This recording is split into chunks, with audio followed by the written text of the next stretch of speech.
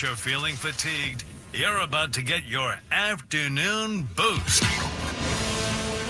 with Tony Gwynn Jr. Some days I am like, nah, man, nah. I just watched this other car in front of me, let 3 people in. No one else is getting in. That's it, in front of me. Chris Ello. There's people on the other side with their arm. They're trying to drag her. I'm like lifting the gondola so she can get a little room to get out of there. And Matt Skraby. You're like, hey, I'm going to take the gondola. It's lighter. Don't blame us for any side effects. You thrilled our fans throughout the postseason with a great performance. Gwynn and Chris are ready to go.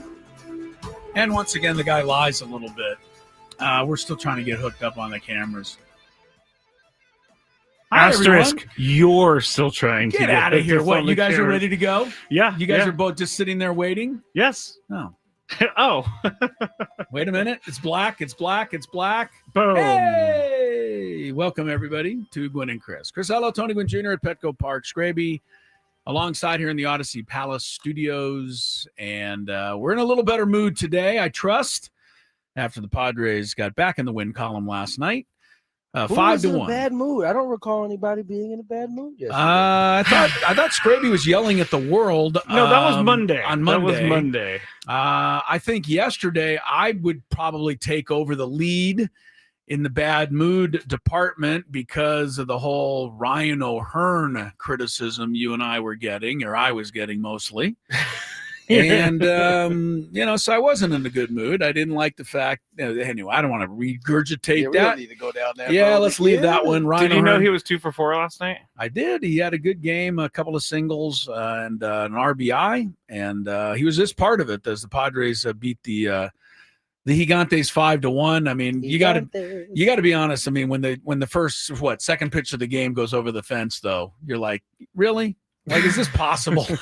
I mean, God, again. I think that's a fair thought. Second ball goes over the wall. Really? Yeah. That's what we're doing. No, yeah, right. That's what we're doing. So, but Pivetta was on his game, and he's been doing that all year, and that's why he really should get a little more love in the Cy Young consideration. I think a little more love than he's getting, but I heard Jesse say this on the broadcast late in the broadcast, Tony. He said, the Padres didn't do anything incredible last night. They just went out and got back to business and got the job done. And look, Iglesias came up with a big hit, and Manny got the ball in play there to get a run in, and O'Hearn had a base hit, and so they did what they needed. And this is the formula. Yep. Get yourself 5 or 6 innings from Pivetta.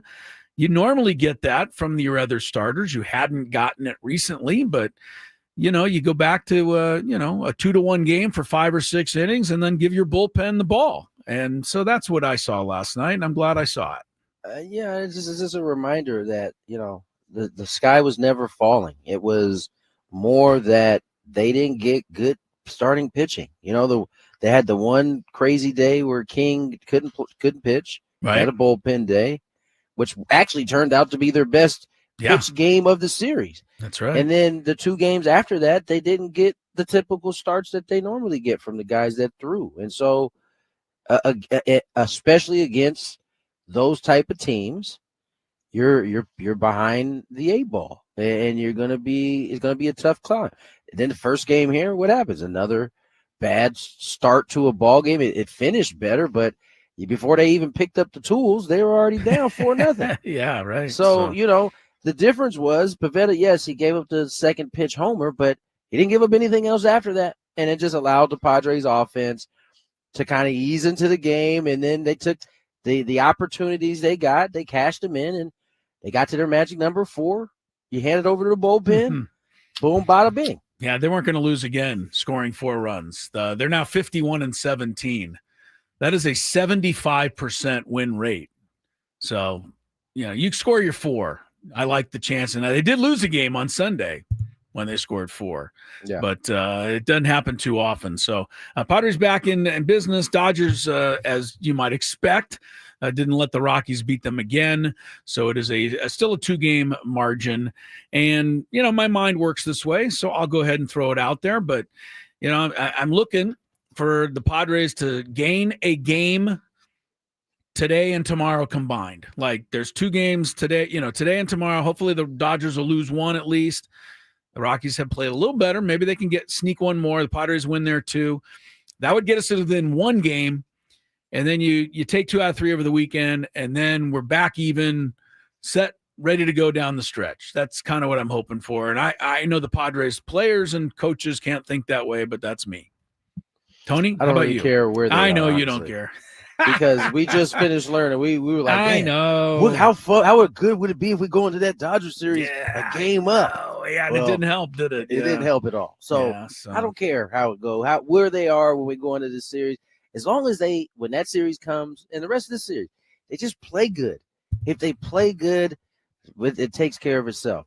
And then, we got however many games from the end of that Dodgers series to the end. And we won't 31 more. 31 more so, from there on. Yeah. They both got a mix of one good team or 2 good teams and some bad teams.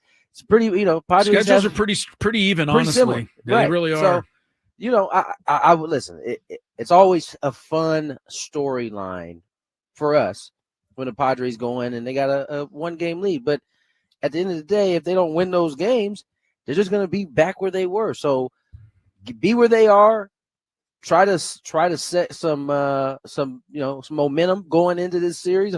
Although they had that too going into the last one, and that didn't really change anything. Just as long as they're playing better. Yesterday was the best game they've played probably since the Giants game, the last Giants game in San Francisco. Yeah, it was clean. They hadn't played that well since then. Clean game for sure last night. Giants did not play clean, by the way. A couple of errors, one at the beginning of the game, which helped the Padres get the tying run home and move on. I was amazed when I read it in the paper today. You probably knew it last night. I'm sure Jesse pointed it out. But the Manny RBI was his first in 14 games, and that is almost the longest stretch of his career. This is not meant to besmirch Manny.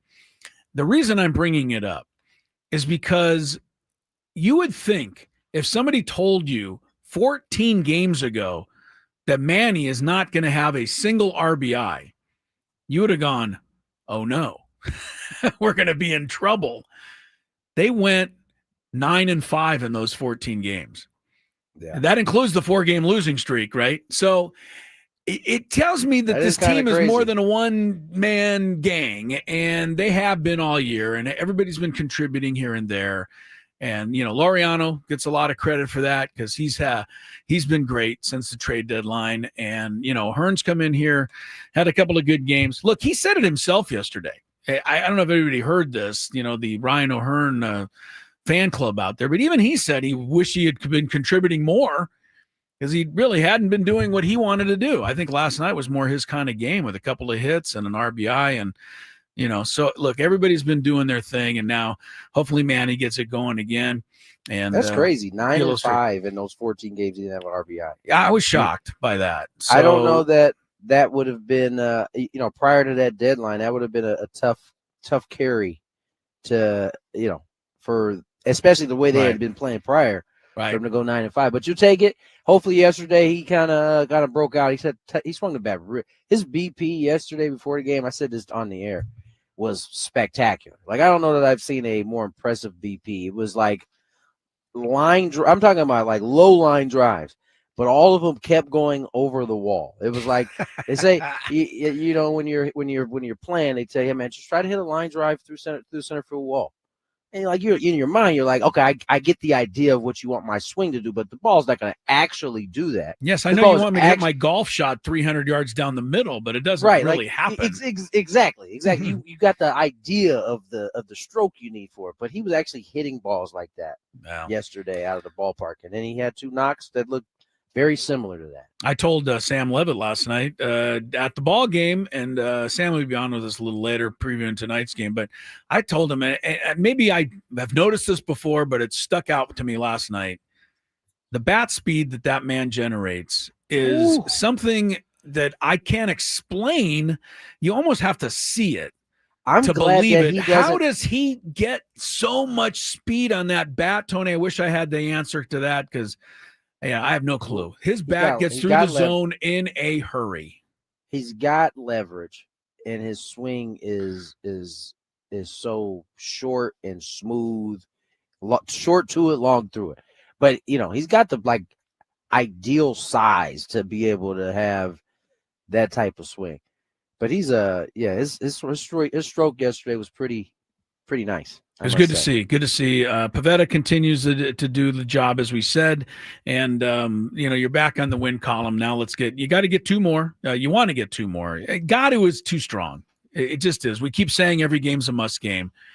Feels that way, but there's still 35 games to go, or 36 actually to go. So yeah, we could lose today, Tony, and still go 35-1, and that would be fine.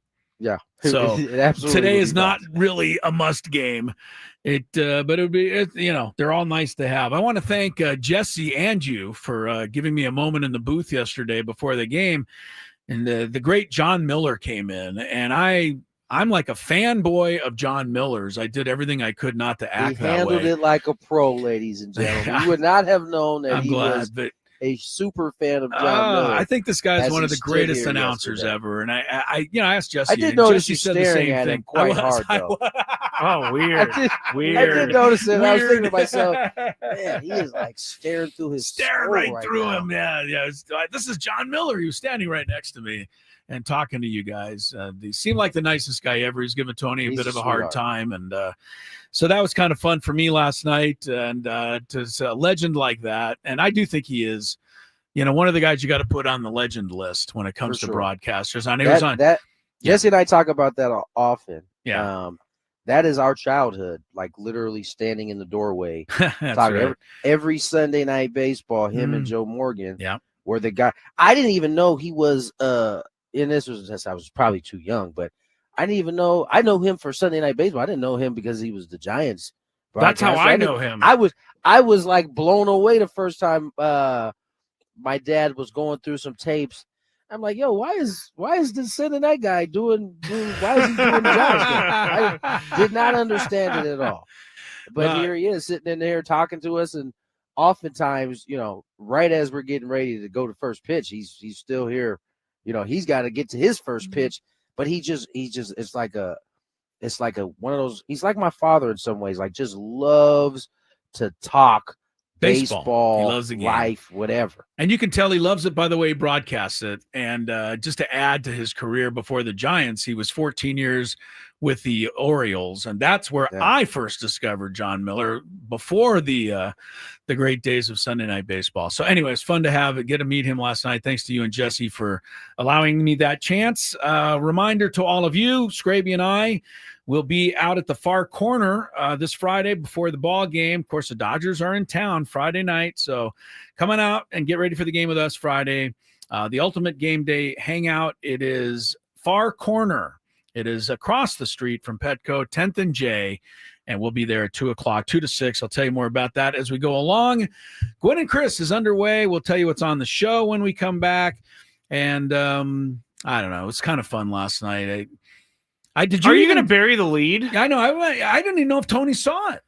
I didn't see it. You didn't see it. You're going to bury the lead. Yeah, we'll tell Sammy you. Lev texted me this last night. It was the biggest news of the night. We'll talk about it when Gwynn and Chris returns. Tony Gwynn Jr. here. The baseball season is upon us.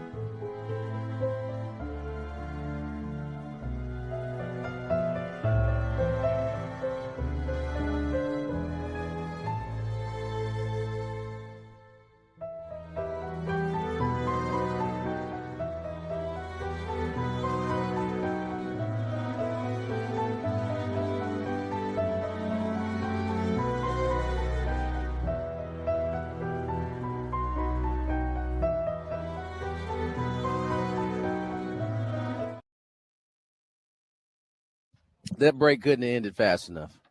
I was being bogged down with Dallas Cowboy talk Oh, by Dave Marcus. He really thinks his team is relevant. Like, he was asking me if I've seen the documentary, the new one that's come out apparently. I can't watch it because it's all about I how was they like, beat up on I the had 49ers. no idea this thing even existed. I didn't either. I did. I saw it on Netflix. Jesse's about to hop on. He was had to be objected to it too. Here's the thing: we got to hear about the Cowboys. We got to hear about Man United. Got to hear about the Yankees. Torpedo bats. Still, he's the only one talking about torpedo bats. Still excited about torpedo bats. UCLA. Don't forget UCLA. Oh, yeah, I'm talking about him so much. I can't imagine why. Yeah. They haven't won anything. in a long time. Torpedo sandwich is not torpedo bat. Torpedo two sandwiches, favorite- he's trying to say. His two favorite teams are like the least. They worry about winning the least. Yes. Dallas Cowboys, UCLA Bruins. But he also, you said did he say Yankees? I'm throwing in like a joke about. Like, Got it. I was going to say, I knew Dave Cowboys. He hated really meant the Dodgers, is what he really Sometimes meant. all the Packers. teams. We love Dodger to Dave hate. is what we call him. Yeah, I around heard these if you're a parts. UCLA fan, you're also automatically a Dodger fan. So Oh, it's automatic. I didn't realize. Speaking of Aztec for life. speaking Oh, of document, see, don't even go there. don't try that, Dave. We're not letting This you in. guy, we've already been down this road many times, but every time he says something like Aztecs, it gets under my skin. He was saying it an awful lot when they went to the Final Four. That's the last time I heard him Yeah, say it was yeah. when they went to the Final Four. That was like the first time in like 2 years that he said it. Dave just wears an Aztec for life shirt. Speaking of documentaries, when is the Tony and Jesse documentary coming out that I saw filmed last night in the booth, or some of the filming of it?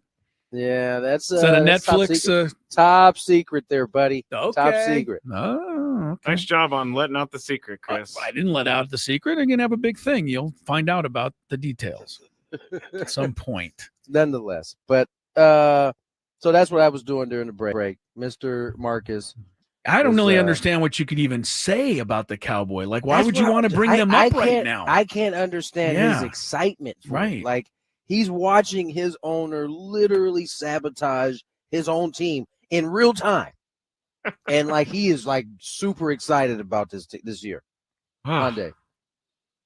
Enjoy, Dave. First of all, I never liked Jerry Jones from the moment he bought the team. of I'm just course. saying because he fired Tom Landry like right away. And then he That was won like- 3 titles. I don't know if you had a lot of I know. I was. Did you I remember won- that, I- Dave? Yeah, I was there. One of them. You remember that, What? Dave? The Rose Bowl. It's a Well, I long was gonna time say, you ago. should have liked that, It's a though. it's a valid question because it was a long time ago. He might not remember. I wish he would just like not be the GM or sell the team or just get out of the way. Yeah, just let his son be the GM. He's much smarter. What's that guy's Younger, name? that's about it. Younger, that's all he is. What is that guy's name? Steven J- Jones? Steven Jones, yeah, Oh, yeah, he's Steven a genius. Jerry Jones. He's a genius. He's a genius. Nonetheless, no lineup to this point. All right. So here's the I think deal, Tony. Chris needs to bring this up. Well, Scraby wants me to bring it up. Yeah. It's the second batter of the game last night. Helia Ramos. What was that first name again? I don't know. Wait, Ask what Jesse happened? how to ask Jesse how to pronounce it. Helia Elliot? Ramos. Elliot. Thank you. Yes. As everybody was settling back into their seats after the home run given up by Pivetta, Helio Ramos. God, what is his name? Elliot. Just say Jeez. Ramos. Mr. Ramos stepped into the batter's box. He got, I believe, to an 0-2 count. He took a ball. He fouled one away. And then he fouled one up into the press box. And I tell you, Oh, it could my not have gosh. been more into my hands. I didn't even have to stand up. I didn't have to move a muscle. Did It it- landed right in my hands. Did it hurt? No, that's how perfect it was. It was Wow. just a soft spinner that came right there. Anyway, I'm not kind gonna of lie to you. I had no idea you caught a foul ball yesterday. See? I feel like There I you would have go. saw that. I know. I would have thought you might have, but it's you. I wouldn't expect you to Was see that it. early in the game? Second batter of the game. Second batter Oh, of the game. see, yeah, I was still trying. You still doing your lineups? Yeah, that's probably why I didn't. I'm not even gonna lie to you. Yesterday, usually I have my lineup. I would say 98% done most days. Right. Yesterday, I was about 50%. You were done when scrambling? First pitch came. I didn't have the records at the top. I didn't have umpires. I didn't have half of a defense. It was like just half done.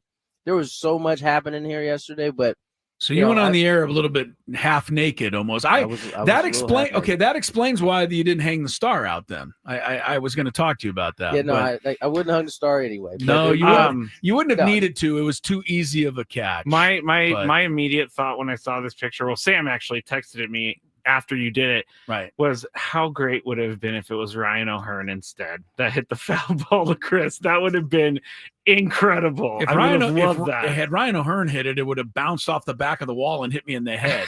But that wasn't it. Earlier this year, there was one foul ball that came at me, and I kept telling Tony, scrambled, buddy. I kept telling Tony for years. I was like, I'm going to catch this ball.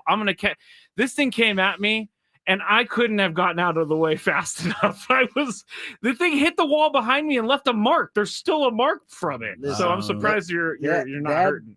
That baseball has a strange way, especially when the body and the eyes recognize that it's coming in hot. Yeah. It has a strange way of moving all kinds of body parts really fast. Really fast. And I will tell you that I would have been more than happy to dive under the desk, except for this one was somehow the softest foul ball that could have ever reached the press box. So do you have it? No, I threw it to I threw it to a kid underneath. Gave it up? You can't give up a ball that you catch. Absolutely can. No need for the ball. I gave it to some young kid down below. I wanted to thank the people that tweeted me, but Chris is in the participation trophies apparently. Yeah. Wow. I know. I'm just messing with you. The kid will have a nice story to tell. I'm just messing with you. I got some nice little notes on Twitter to the picture. Wow, that's nice. I'm reading this to you because I want you to hear the last one, guys. You're not going to believe how mean some of us still are. Oh, God. Well, I can believe, number one. Well, wait till you hear this one. But Sammy, you're right. Sammy Levit was sitting next to me, took a photo of it. He put it up online. I retweeted it. And what I wrote was, hey, I caught a foul ball. First time ever. I did have a couple roll to me back in the day, but this is the first time I ever caught one. I even said it's not necessarily a bucket list item, but I said it was fun nonetheless. And I said, thanks to Elliot Ramos for hitting there you go. Elliot. I said, thanks to him for hitting it to me. And I said, thanks to the press box for the rousing ovation, which was a joke because nobody even applauded or said a word. It was as if life just went right on. Well, that happens all the time. I know. So anyway, people, tweeted me back and congratulations. That's weird. It never happened. Hector tweeted out something funny. Said, I think it was fan interference. That's good. That was good. Charlie wrote nice. He said, always a rush. Chris, I got one off Ricky Henderson in the 90s. People were very supportive of it in general. One guy even said it's refreshing to see somebody who's a longtime sports person acknowledge a feat. That would certainly be a thrill for an old fan like myself. But then I got to the last post. Oh, no. It's always the last. There's always the last post. I think after this post, everyone was scared to even send one. Because this was so bad. Mean. Should you read the name? Because I like to shame I do want to shame this person. I can't believe that you would write something intended to be so mean over something so innocuous. And I even said it was innocuous in my post, right? I can't wait to hear this now. I wrote in my post that it wasn't a bucket list. Like I wasn't, doing a cartwheel. It just was kind of fun and cool. This is from, I'm going to say his or her name, Rokistan, Rokistan.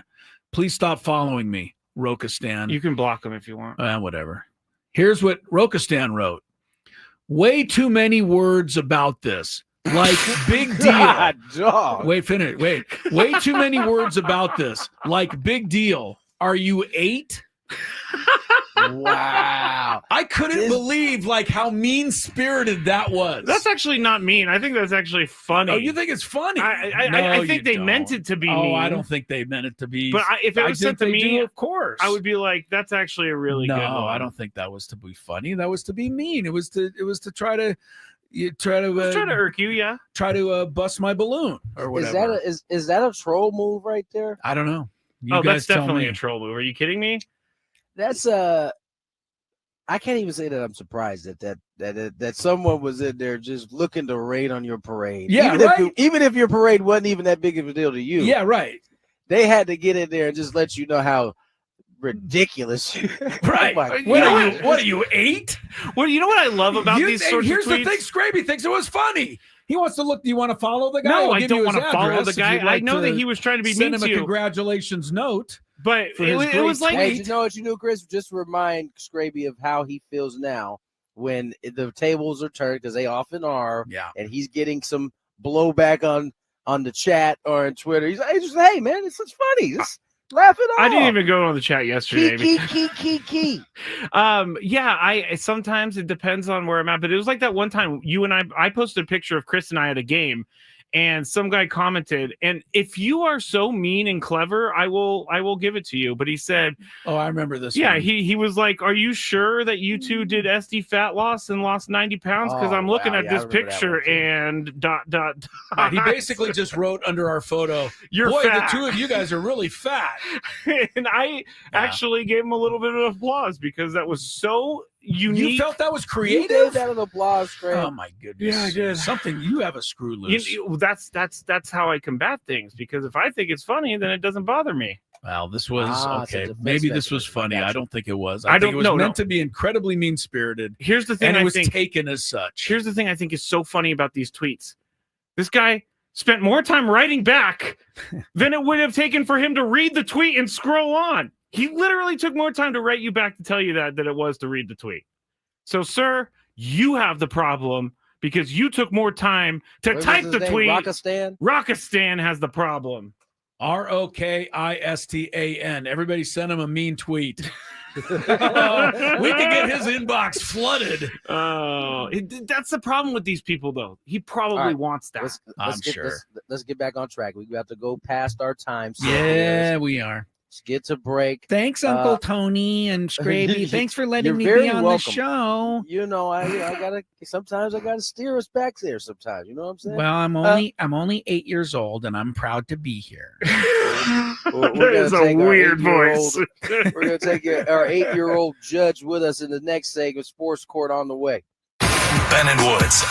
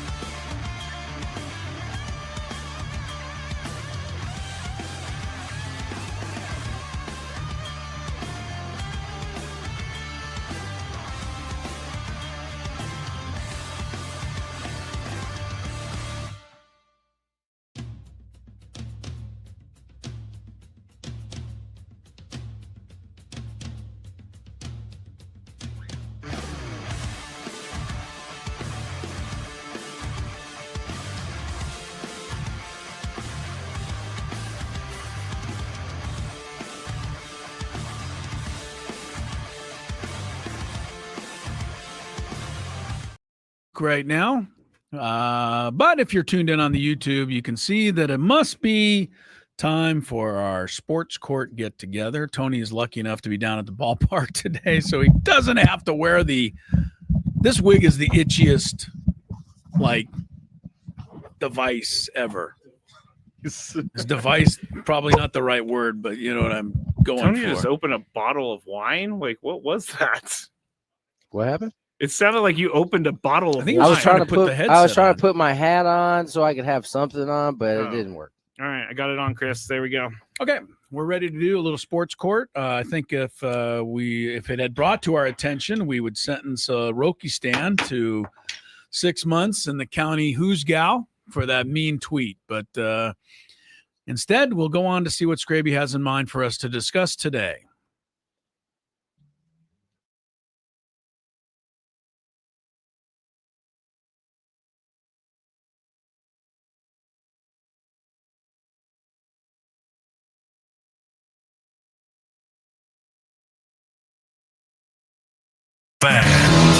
All right, so something we haven't talked about tonight. And by the way, if you have any situations, I'm running short on situations, so I had to do a lot of Reddit. But I wanted to ask something about the people who ran on the field last night. Now, there were two separate incidents, and Jason Adams' face was hilarious during the first incident when the person got taken down.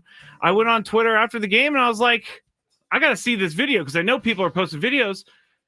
It looked like it was two kids that were under the age of 18, right? I think they were both. They both looked like they were underage. Yeah. The first one certainly looked like they were underage. Yeah, the first one for sure. The second one, I couldn't really see their face or get any Who sort are of. we blaming for this whole thing in the beginning? Hold on. Okay, go ahead. Side note, I loved when Mud last night Don was saying the attendance, and Mud just kept yelling, and two morons, which was really funny, really funny. So who are we blaming for this? Let's talk about that, because that's not my question. My question is going to be about if you were their parent and Tony's going to go first, what would be the punishment? But let's talk about that first, Chris. Well, that's what I was going to ask. I mean, I think I'd have to bring the parents into the courtroom.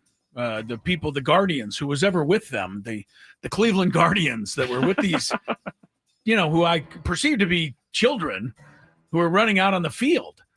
I doubt, at least off the top of my head anyway, that any 13 or 14-year-old would think that's a really cool idea unless they were egged on by somebody in their own family, which you never know. So I might sentence the perpetrators themselves to, some hard labor somewhere, sweeping up the back of the courtyard, or, repainting the lines in the parking lot here at the courthouse.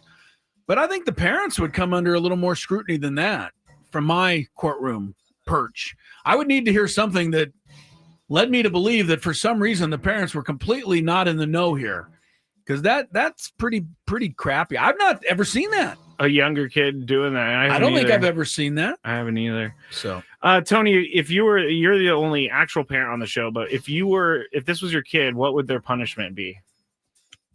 I can't tell you what their punishment is. Yeah, they might punish Tony for his punishment. Yeah. Really? It wouldn't be good. It would be good. But what do we think happened here, Tony? I mean, do we think the parents egged them on? I mean, we're just trying to predict. I really hope that parents had nothing. They weren't even in the. I hope they weren't even in the building. I hope they both left or something, and the kids took it upon themselves to think this was a good idea, but it's not good, man. You know what else I think? This might seem kind of harsh. I remember a time when if you ran on the field, security was trying to obliterate you. Oh yeah, like they were trying to put their bet. If they missed out on getting a chance to play football, they were trying to get you. These were, they were very nice to the young men that decided to run across the field. I wouldn't have been mad at all if someone had a Lawrence Taylor like leap or a Ronnie Lott like leap as they went to tackle him. Just to kind of, I mean, the whole point is like you can't do that. I mean, there's going to be, I'm sure, they're going to press charges. They're going to, whatever the punishment's going to be. But yeah, man, that's just stupid. And to be fair, we don't see it that much anymore. There was a time where we saw it more often, and I think people are annoyed by it now. It used to. I remember when I was young, people used to run the field. It was like people were cheering the guy on. I didn't hear none of that last night. It was just kind of like, Can we get on with the game? Some idiots running across the field. Yeah. I think it surprised anybody, though, that looked closely and saw that it was a youngster on both occasions. I do have something quick to add. I think it's time to start coming up with more creative punishment. Never mind these kids having to do extra chores. Here's what they have to do. I'm a little afraid for what Chris is about to say. They have to, their parents, and we'll provide the funds. Their parents have to take them to a Charger or Rams game, since that's the closest NFL game. Okay. And their parents, along with the kids, have to go running out on the field during the game. Okay. And take the consequences that happens with an NFL player attacking and tackling them. That will keep them from ever doing it again. Here. He says here. I don't know that that's the solution, but I like it. Someone's getting concussed. People on it ain't gonna be the football player. That's right. Someone on the chat, or a couple people in the chat, are thinking this is a TikTok trend because apparently a girl did it on Monday at Angel Stadium. Oh, which awesome. I have heard about some of these TikTok trends. One of my Bay Area friends was telling me that some kids are now trying to ride on top of the BART train and do. No, they're not video. trying. They are. Like I they're saw trying that. to surf it. That's what it's so called. Dangerous. It's called surfing. They're doing it It's in not New called York surfing. too. It's called stupidity, right? Well, Yes. I will say that these kids clearly haven't heard their parents tell them something along the lines of if Johnny goes and jumps into the river, you're gonna go jump into the river after. They follow these TikTok things like it's like it's the thing to do. Some of them are like extremely dangerous too. Like Surfing I remember on a BART train. it might have been last year or the year before. Like we got an email because it was going around the schools like, hey, please tell your kids not to do such and such TikTok challenge that's out there. And it's like, yo, I didn't have to tell my kids that. They knew better. But I'm just saying, like, you got to actually send an email out to other people so they can tell their kids not to do this kind of stuff. It's kind of survival of the fittest. Remember those kids eating Tide Pods? Oh, Tide Pods. Yes, I do remember that. By the way, one. I've used Tide Pods in my life and never wanted to eat one of them. So that Dominic What said, do you think it is? Do you think it's the colors that excites them that wants to put it in their mouth? Probably. That's so weird. It is really weird. Dominic says, make them clean all of the bathrooms at Petco after the game. That's the punishment. That's a diabolical punishment right there. And I'm all for it. I am all for it. And they're going to have to do it with a toothbrush. Every single toilet with a toothbrush. Who's going to have to do it? The kids or the parents? The kids. Nah, both of them. Both Oh, of them. Both of them. My goodness. All right. We spent too much time on this. Let's move on to the next case. Okay, so Chris is really getting into this. Hold on, I have to put up this video on the screen because the other day during the Little League World Series, there was a player interviewed, and she was asked about Shohei Otani. Here is the situation, and then I'll ask you about it after. Home run ball in the game you went to? What was that? Tell me that story. So I went to LA back in 2023 to watch the Angels game in which Shohei Otani was still in Angels. And during that time, Kikuchi from Toronto Blue Jays was pitching, and then Otani was batting, and then he hit a home run into an area where the fans couldn't go. And then this guy got the ball and gave it to my brother. So the next day, we went to the VIP box at the front, and I asked for his signature, but all he gave me was a side eye and like not a nice glance. So after that, like I never liked him ever since. He's not really humble, so yeah, it's not my style. Hey, So Monica. That's old Monica there from That made Brisbane, Skraby Australia. feel so Oh, you good. love that. Yeah, I think it's. Are you going to get Monica on the show now? No, for that? I Can you track her think down? I think it's incredibly brave to be able to go on to national television and No, it's call not. out She's a Shohei kid. Ohtani. This is. Well, you never heard the kids say the darndest things. That's right. I mean, Kids are honest. unfiltered. Man. Yeah, this unfiltered, is the for best sure. version of us. Well, Good job. some say that Otani is a jerk for this, and some say this kid is entitled. Tony, what is your decision? Entitled. Yeah, Wow. entitled like I deserve his I autograph. mean, it's probably somewhere in the middle, right? Like, I'm sure Otani signs a lot. I've certainly don't. There is no part of me that thinks he doesn't walk by people like he didn't hear him. I think every one of us has done that. Like, you've signed for a little bit. Eventually, you got to go. And you like, hey, and you have to do the like, I see you, but I don't see you type deal as you walk by. Like, I don't see you. Right. So, I mean, it's probably somewhere in between. I don't think the kid's entitled. I think it's a good story. It's an important for athletes to remember that at any moment, that is what you're leaving behind for the kid or whoever it is that considers you an idol or is a big fan of yours. You're setting that up. Doesn't mean that you're a bad person. Just on that particular day, maybe Shohei was busy. Maybe he had something to do. Maybe he didn't. But, there's always just something to keep in mind, that you are coloring a memory for especially young kids. That was 2023 at that point. So she was 10. Yeah. So she's a 12-year-old now. She's 10. That was 2 years ago. But that's something that's going to probably be etched in her mind for the rest of her life. And she's going to feel some type of way until there's something that changes that. Chris, what do you have to say? Well, I don't understand why anybody thinks she's entitled. I mean, they got a ball and it was hit by Shohei Otani. Wouldn't everybody want to try to get it signed? I mean, if you have a chance to the next day. I think they think she's entitled because she's calling him out on a national broadcast. Oh, I don't think. Okay, well, they might think that, but I'm going to rule against those people. I think she had every right to. Yeah, I think she had every right to tell the story, and I think it was fun, and I think the way she told it was funny, and I like how she ended it by saying, "So I don't like him anymore." I also think this could be a culture thing, right? She was from Australia, yeah, right? Like, maybe they get right to it. They don't beat around the bush like maybe we do in the States sometimes when we're trying to be nice. See, they might just, hey, this is what happened. I've never been a fan ever since. That's how I feel. I don't know. I don't think she went into it like she told the story clearly beforehand, and they enticed her to tell it again. So, Let's also give a little credit to the reporter there. Absolutely. ESPN hiring like 12-year-old kids to be the reporters. That was on the ESPN2 broadcast, I believe. Well, what a great thing that is to give those kids that opportunity. And Shohei Otani got what Tony just said, which is he got. And it's almost impossible for this not to happen, because if Shohei Otani signs 99 autographs, the one he doesn't sign is going to translate into he told 10 people and they told 10 people and they told 10 people. And now there's 1,000 people who don't like Shohei. So that's a tough deal. I can guarantee that my dad walked by many of people was like, I'm done, or I'm just not signing. He had to, right? Was it eating your dad alive though that he wasn't doing it?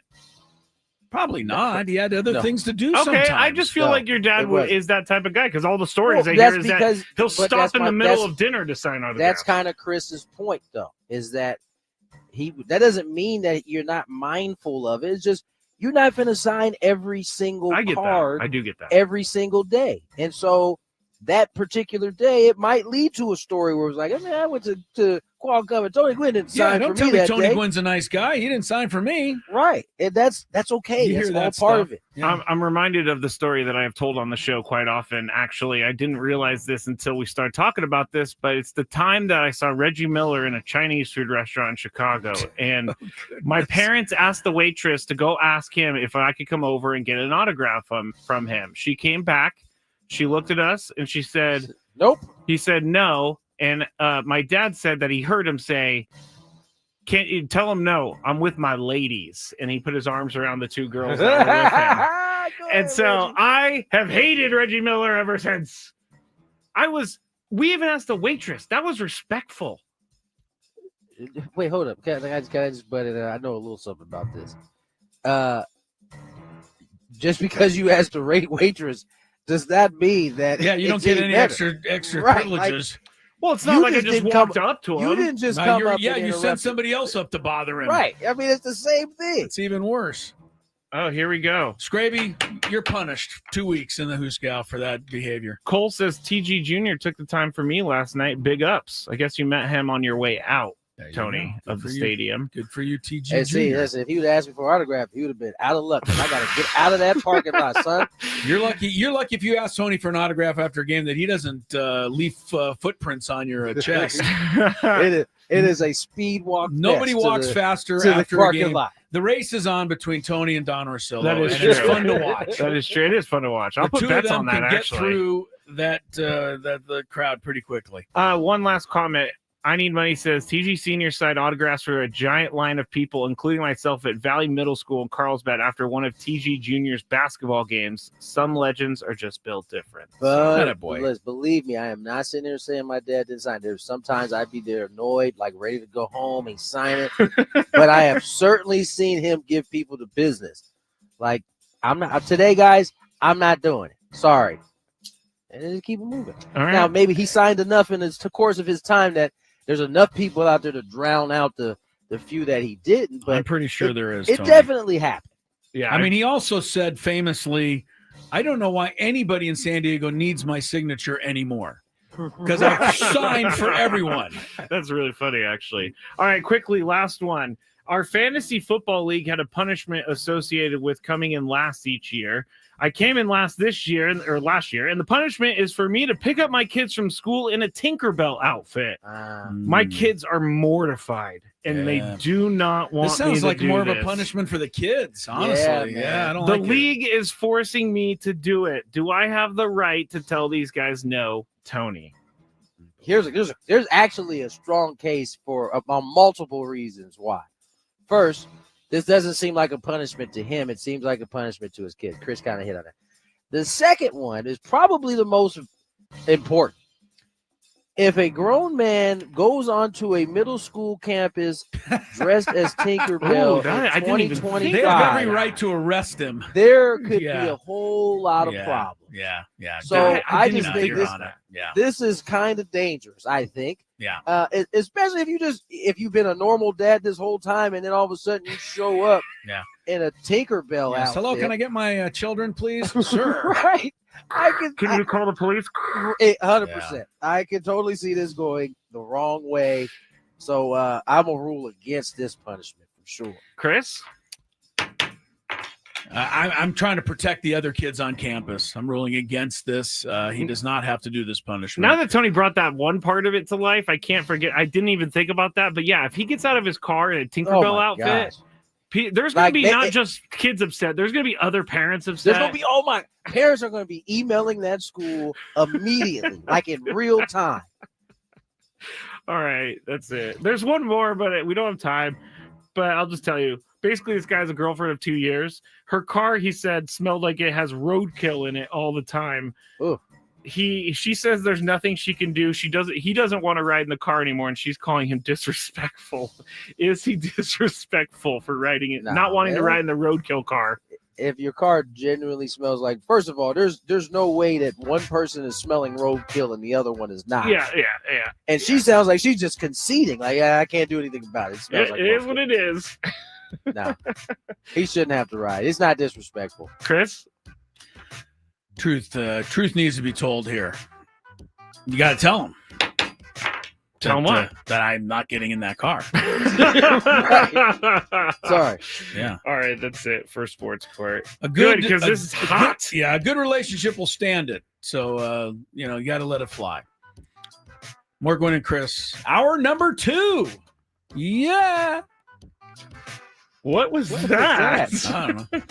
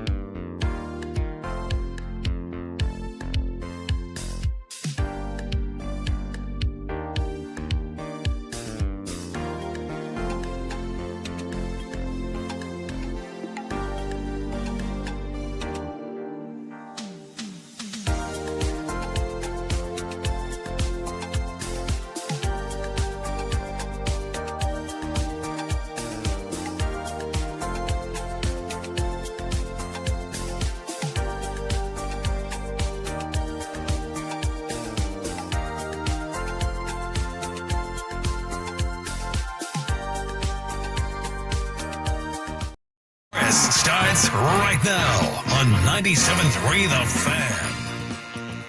Hello, welcome into hour number 2. I Tony love it Gwynn when he Jr. misses Doubtfire us. I can't believe I just pictured Robin Williams wearing glasses in my mind and trying to stamp out a fire on his chest on with his chest, the his fake chest. Yeah, my Yeah, goodness. that's an all-time movie right there. I can that's watch funny. Mrs. It's not Doubtfire. acceptable anymore, though. Oh, is it? probably. Because Is it's that a new weird. thing? Because it's weird that a man dressed up as a woman so he could see his kids. I That's what I've been understand. told. They're trying to take away, trying to dog all of our. No kidding, man. You can, good- we good really movie. can't watch any movie that was ever made before the 90s now. I mean, because there's probably going to be something wrong with it somewhere. Yes. For sure. If you for look, sure. look hard enough. Still waiting for some lineups today. Both teams are a little slow today to put it together. Any injury updates that we know of? Jake and We'll Jackson? get one. Skipper's going to talk here in a little bit, Okay. and we'll probably get our first update on Yeah. Jackson. Listen, like I said yesterday, I think given how he has been moving around here last couple of days, I would be surprised if he doesn't see some IL time on this one. I hope not. I hope I'm wrong, but we'll see. We'll see how it goes. Like, generally, how long do you guys stay on? How long do you guys sit out but keep I a think- roster spot? I think the longest a team I've been on a team that has kept it open for like 5 days. Okay. But it starts to- on... But as the thing that the Padres has going for them, they got arms. You're right. They're not in need of a bat at this particular time. But as time goes on, one bad start or something, all of a sudden you need an arm or something. It's tough to just keep holding that spot. So we'll see. We'll get some more. Probably, honestly, given the fact that the lineup stuff has taken as long as it has today, that might be something that could be coming down the pipeline. We'll see. The other we thing got a about it lineup. too, Tony, that we talked about earlier, in mentioning the fact that Manny's gone had gone 14 games We do without an got a RBI, and the team's won some games. Their lineup last night was still pretty good, 5 right? runs. I mean, Jackson wasn't in it, Crony wasn't in it, but so Sheets got to play. And I mean, Sheets, I can't give this guy enough credit. I hope every time somebody walks by, they give him a high five and thank him for his attitude and his professionalism and accepting his new role. To me, it's really been impressive. In this day and age, you don't see this all the time anymore. His manager recognizes it. Yeah. Mike Schill brings it up every chance he gets about Gavin. Being in a tough spot and still going out there and being productive. So he's in the lineup again today. So if you guys want to hear it right now, want me to give it to you? We have it. I didn't know it was that. Hold on. I said it twice. You Wow. did? I did. Wow. Are you sure you didn't just say it to yourself and not out No, loud? that's it. I got a lineup. I got a lineup. I didn't Padres, hear it at all. lineup. I'm deaf, but that's fair. Fernando Tatis Jr. in right. Luis Ariz is the designated hitter tonight's action. Manny Machado at third base. Ryan O'Hearn at first. Ramon Laureano patrolling center field. Gavin Sheets in left. Jose Iglesias at short. Jake Cronenworth at second base. And Freddie Fermin back behind the disc. Bogey gets the day off. Still no Jackson Merrill. And the Jake's designated. back. Yes, Jake is back. in there. Okay. The designated hitter role today is being used to get one of the everyday guys off of their feet. Well, Mike Schilt, whether you agree, I think we should talk about Mike Schilt for a minute here, Tony. And look, I feel he's getting, and I'm in the line that criticizes him. I think it's fair to say. I've been, there's some things that I don't agree with, et cetera, and I brought them up many times. But I think right now he's doing some of his best work. And I know that people are coming off the Dodger series where, for 3 days, Mike Schilt didn't know what he was doing. The thing is, since they have gotten these reinforcements with the trade deadline, he hasn't played everybody every day. But guess what? He can't play everybody every day. He now has more players than he, quote, needs. Spots. Right. Yeah. There's more players than spots. I think he's doing a really good job of mixing everybody in and trying to keep everybody part of this thing. let's leave O'Hearn out. Let's just put in, the fact that Laureano's got more playing time now. Sheets has gotten a lot less. He's done a really good job, I think, with Iglesias, moving him around and giving guys a day off their feet. And I don't think we lose anything with Iglesias. There's nobody I would have rather had up almost last night, bases loaded, 1 out in that inning, and of course he had the hit, and he makes every play on defense. Fermin has come in. Diaz has had to sit, but he's kept everybody into it. That's not easy to do. No. And I understand the criticism is, well, how come O'Hearn isn't playing every day? Well, O'Hearn, I keep going back to him. He started 3 for 30 for the Padres. Now, I know he's hit the home runs. I get it. And so does Mike Schilt know he's hit the home runs. And he was in the lineup last night. He's in again tonight. So let's leave that go. He's letting everybody play and do this, Tony. It's not easy. I think he gets credit even in the face of all the criticism I'm hearing. I think you bring up a phenomenal point, which is you're still trying to maximize everybody so that should you get to the postseason, guys are ready to go. Like they haven't had to sit for a crazy amount of time. And the difference now and then before is we were searching for guys to come in and be productive prior to the deadline. Now he has more than enough dudes that are productive, which makes it hard to then take someone out of the lineup, right? And so you're trying to manage your 13 position players that you have, and you're trying to keep everybody in the kind of range where they can be productive when they're called upon. And so that's going to take some flexibility. You're going to have to O'Hearn is going to have to sit a little bit, especially if you start 3. What was it? 3 for what? 3 for 30, something like 3 for 30. He really didn't start, red hot. Now it's his turn. He's taking advantage. And my guess is he's going to keep being in his lineup until something changes. Yeah. You know what I'm saying? And that's kind of how it goes. Somebody gets cold, you could see another flip-flop. You could see something else. But the objective is to get everybody in a spot where come playoff time, you need a pinch hit, you need a defensive substitution, everybody is primed and ready to go. And that's just as much a part of Mike's job, and he's very much aware of that. And that's why I think he can run a little hot from time to time. I talked to Sam Levit about this last night, and I want to pass it to everyone else because I hadn't heard this angle. He also, Schilt, got a lot of criticism. Monday morning quarterback. Why did you bring in Suarez in the 8th inning on Sunday? That's Mason Miller's inning. Suarez should have been in the 9th where he belongs. And had Mike Schilt done what he was supposed to do, Suarez wouldn't have given up the home run to Betts, and everything would have been fine. Okay. Here's what you didn't know out there. I think Tony probably knew. Here's what you didn't know. So what Sammy explained to me. And you're going to have to trust me, either that or go back to your own box score. But on that day, Otani batted in the 7th inning against Morejon. What happened at that moment was that Betts was on deck with 2 outs in the inning. Mike Schilt had Suarez ready to face Betts in the 7th inning. And the reason he had Suarez is because he felt Suarez could go an inning and a third, finish the 7th, and pitch the 8th. And he wanted to give Miller 1 inning because Miller had pitched more previous to this. I hope I'm not confusing everybody, but I'm trying my best not to. So Suarez was pitching, warming up in the 7th in case Betts came up, and Schilt had a very good reason for wanting to use Suarez there instead of Miller. What happened? Morejon got Otani out. The inning was over.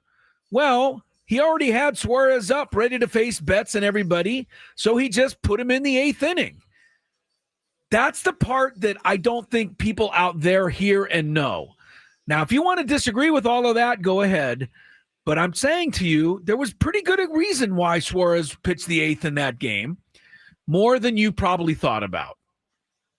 And I'm talking to everybody out there who was ripping him for that. That's always the case. Like him and Ruben, it's not just Mike, by the way, that's down there. He has perhaps the best pitching coach in baseball sitting next to him. Right.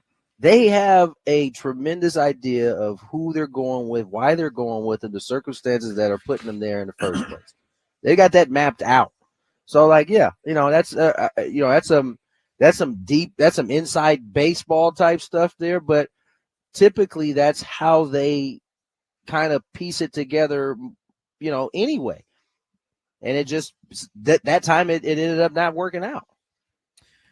But mind you, like I said the other day, part of the reason why, he's coming in that game, he also hadn't pitched in 5 days. You know what I'm saying? Like, so he's the freshest, going back to Mason Miller being used a lot. That's how you have to kind of protect your guys and also try to win ball games. Yeah. I'm assuming there are some people driving along right now or listening or watching that are like furious that I'm taking this much time to try and prop up our manager. But I want everyone to understand. Why wouldn't you though? Because I'm trying. Yeah, right. I'm trying to tell people what's going on because I think people think we are here to hold their feet to the fire only. And every time they make a mistake, be all over it and be yelling from the rooftops how, terrible of a move it made. And I want to understand that when Chilt does things that I don't agree with, I mention it. But this is not stuff I don't agree with. And I think people are overreacting to something that they shouldn't be overreacting to. They should understand what he's doing. And I think in this case, he's doing well. I agree. I concur. Thank you, Tony. Yes, no worries. Let's get to break. Where are you guys going next?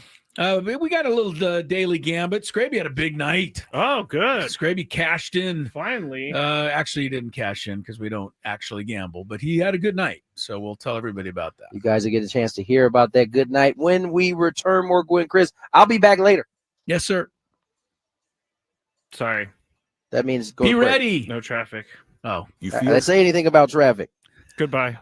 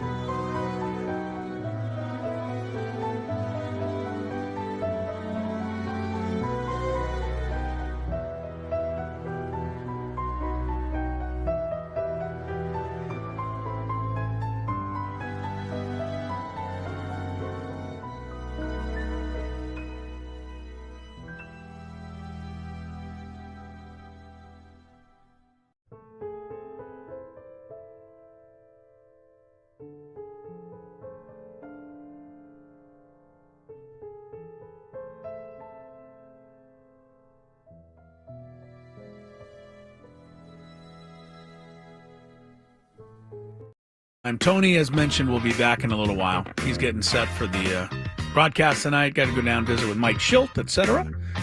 By the way, Jake Cronenworth back in the lineup if you just tuned in. But no Jackson Merrill tonight. No announcement one way or another on Jackson. It's not good. Here's what we talked about, though. And I'm going to share it with people before we get to the daily Gambit. What are you about to do? I know you don't like this, but you're going to appreciate this. You and I said to each other, the fans right now in the chat and elsewhere are being so annoying about I did not say the word annoying. I did. That's my word. I don't even want to go into this. We've already moved past all this. We're back to it. Oh. You guys are annoying us so much. Not me. I'm not part of this. All right. Well, it's just me then. I won't drag you into it, but it's too bad you're right there. You guys are annoying us so much with Ryan O'Hearn and all of this conversation about this, that, and the other, that it's getting to where I'm almost rooting against Ryan O'Hearn. And I don't want to. And but the reason people is are why. bugging me because the people are bugging me every time he gets a hit. It's as if it's my fault. And I'm tired of it. We told you 1,000 times over why he was not statistically the best option versus left-handed pitching. The fact that he had a home run the other night has given everybody, they think, the license to be, think that we hate Ryan O'Hearn and give us an I told you so. Stop it. And I'm tired of rooting against Ryan O'Hearn myself. I don't want to root against him, but I kind of do to shut you all up. Oh my gosh, why do you go in that direction? Because I don't it's understand. True. I don't understand. Because I'm an 8-year-old child. Didn't you see the Yes, tweet I did earlier see today? that. And I did see that. All right, and out of the mouths of babes, we speak the truth. Here's the thing that, I think you got way more of the feedback than I did. Mm-hmm. But we don't mind talking baseball with people. But when people come to us and just say, you guys are stupid, that's when we get a little defensive. Don't call us stupid. We treat you with respect, treat us with respect. And if you're going to suggest something, have some stats to back it up. Have something to back it up. Don't just say O'Hearn should bat second because it will move a rise down the lineup. If you look, Ryan O'Hearn's he's had 12 at-bats in the second spot in his career. It's likely he's not going to hit second. I don't know why you brought it up because we were past it, but can't get past it. You gotta get past it. I don't. Every time Ryan O'Hearn comes up now, I'm wondering, should he get a hit? What if he hits a home run here? Oh God, I'm gonna have to put up with even more. You will, because you did die on a mountain for. I did, but I mean, you guys talk like Ryan O'Hearn is hitting 700 with the Padres. Not the way it actually is. All right, let's do the daily Gambit. We'll change quickly. Do you like money? I think about money a lot. Do you like money without doing anything? Winning. Do you want to make money while watching sports? I think Washington is immortal luck. Washington! Woohoo! If you answered yes, this is your segment. Just don't blame us when you lose. Nothing is ever your fault. It's your game. Take it.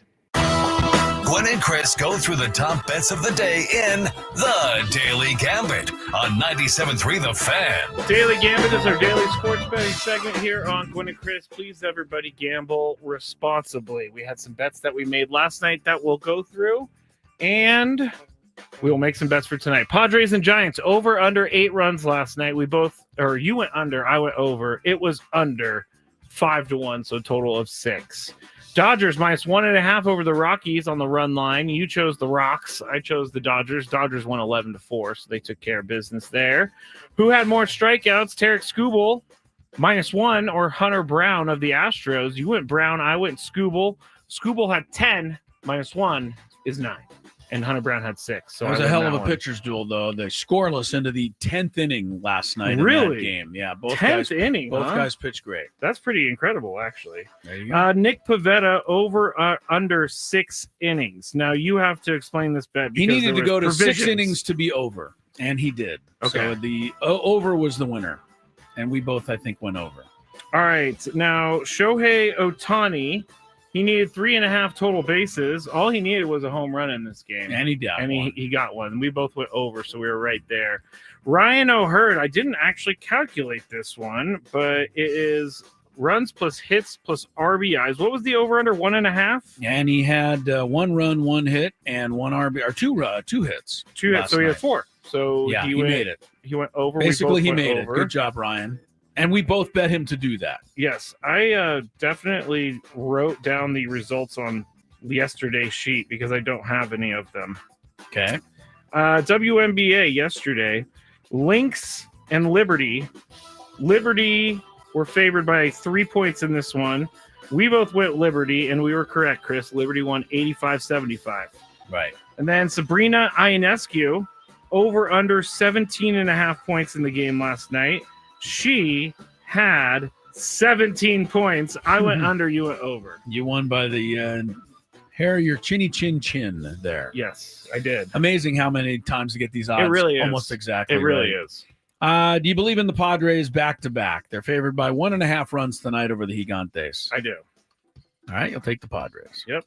I'm going to got to take the Padres. They got to beat these Giants again. L.A., Colorado. Otani on the mound tonight. Ooh. 11.5 runs over under.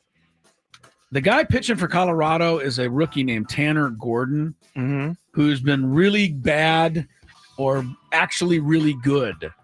So that's why this is a tough line, because you don't know what you're going to get from him.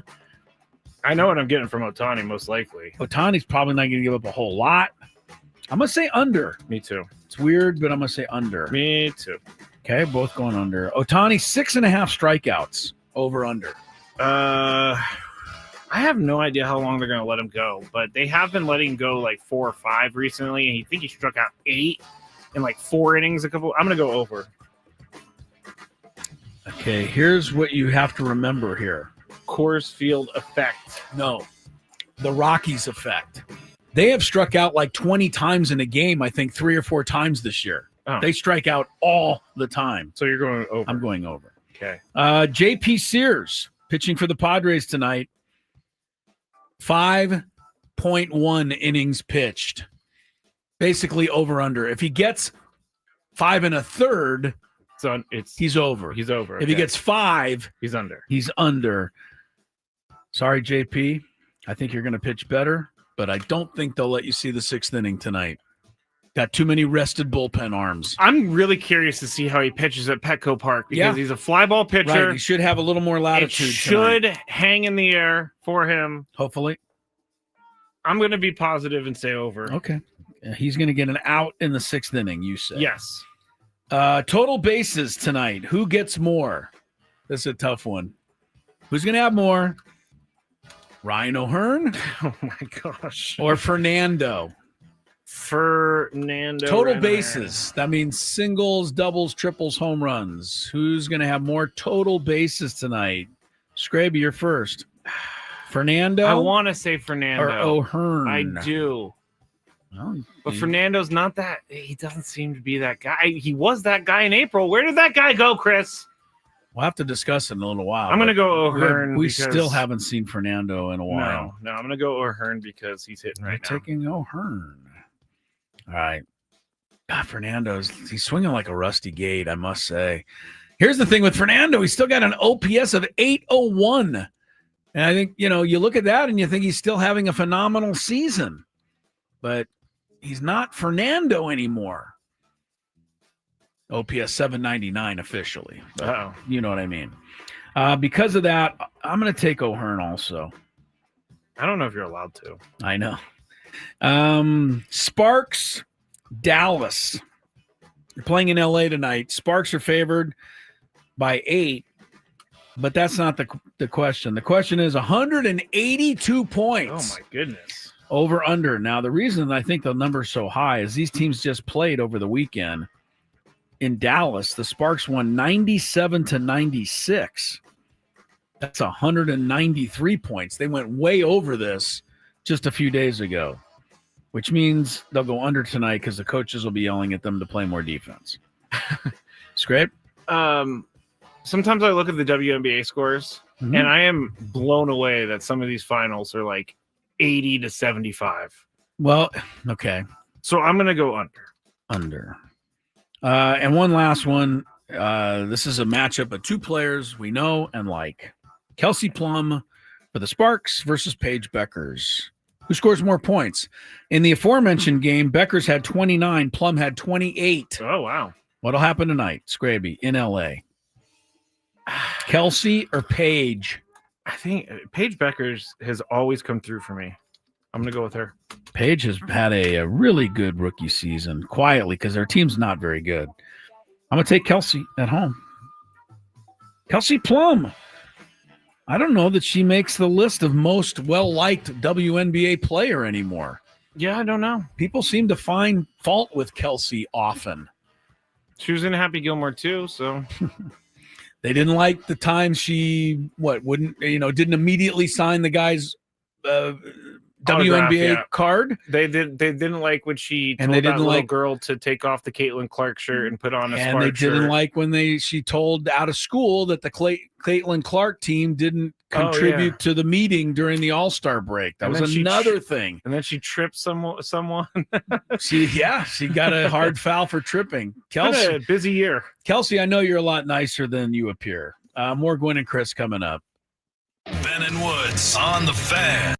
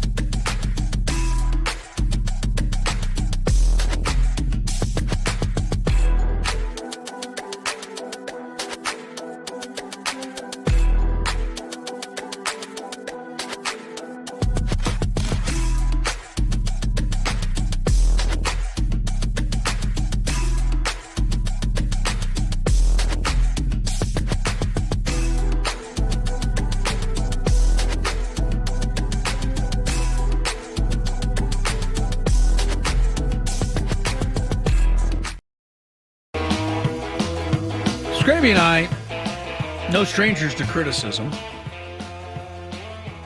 I get it from you guys. Skraby gets it from me. I get it from everyone. You do kind of get it from all corners. Tony will be back here soon. We got a big five a little later in the show. Coming up in this segment, though, one of the criticisms you and I have been getting the last couple of days. Yeah. How come you guys don't talk about the soccer team? I'm not going to make that voice because I do feel like as a producer, I failed. Really? Yeah, I think we should have mentioned this in the first 2 days. I know Monday was tough because of all the Padres stuff going on, but I failed as a producer for not mentioning this yesterday.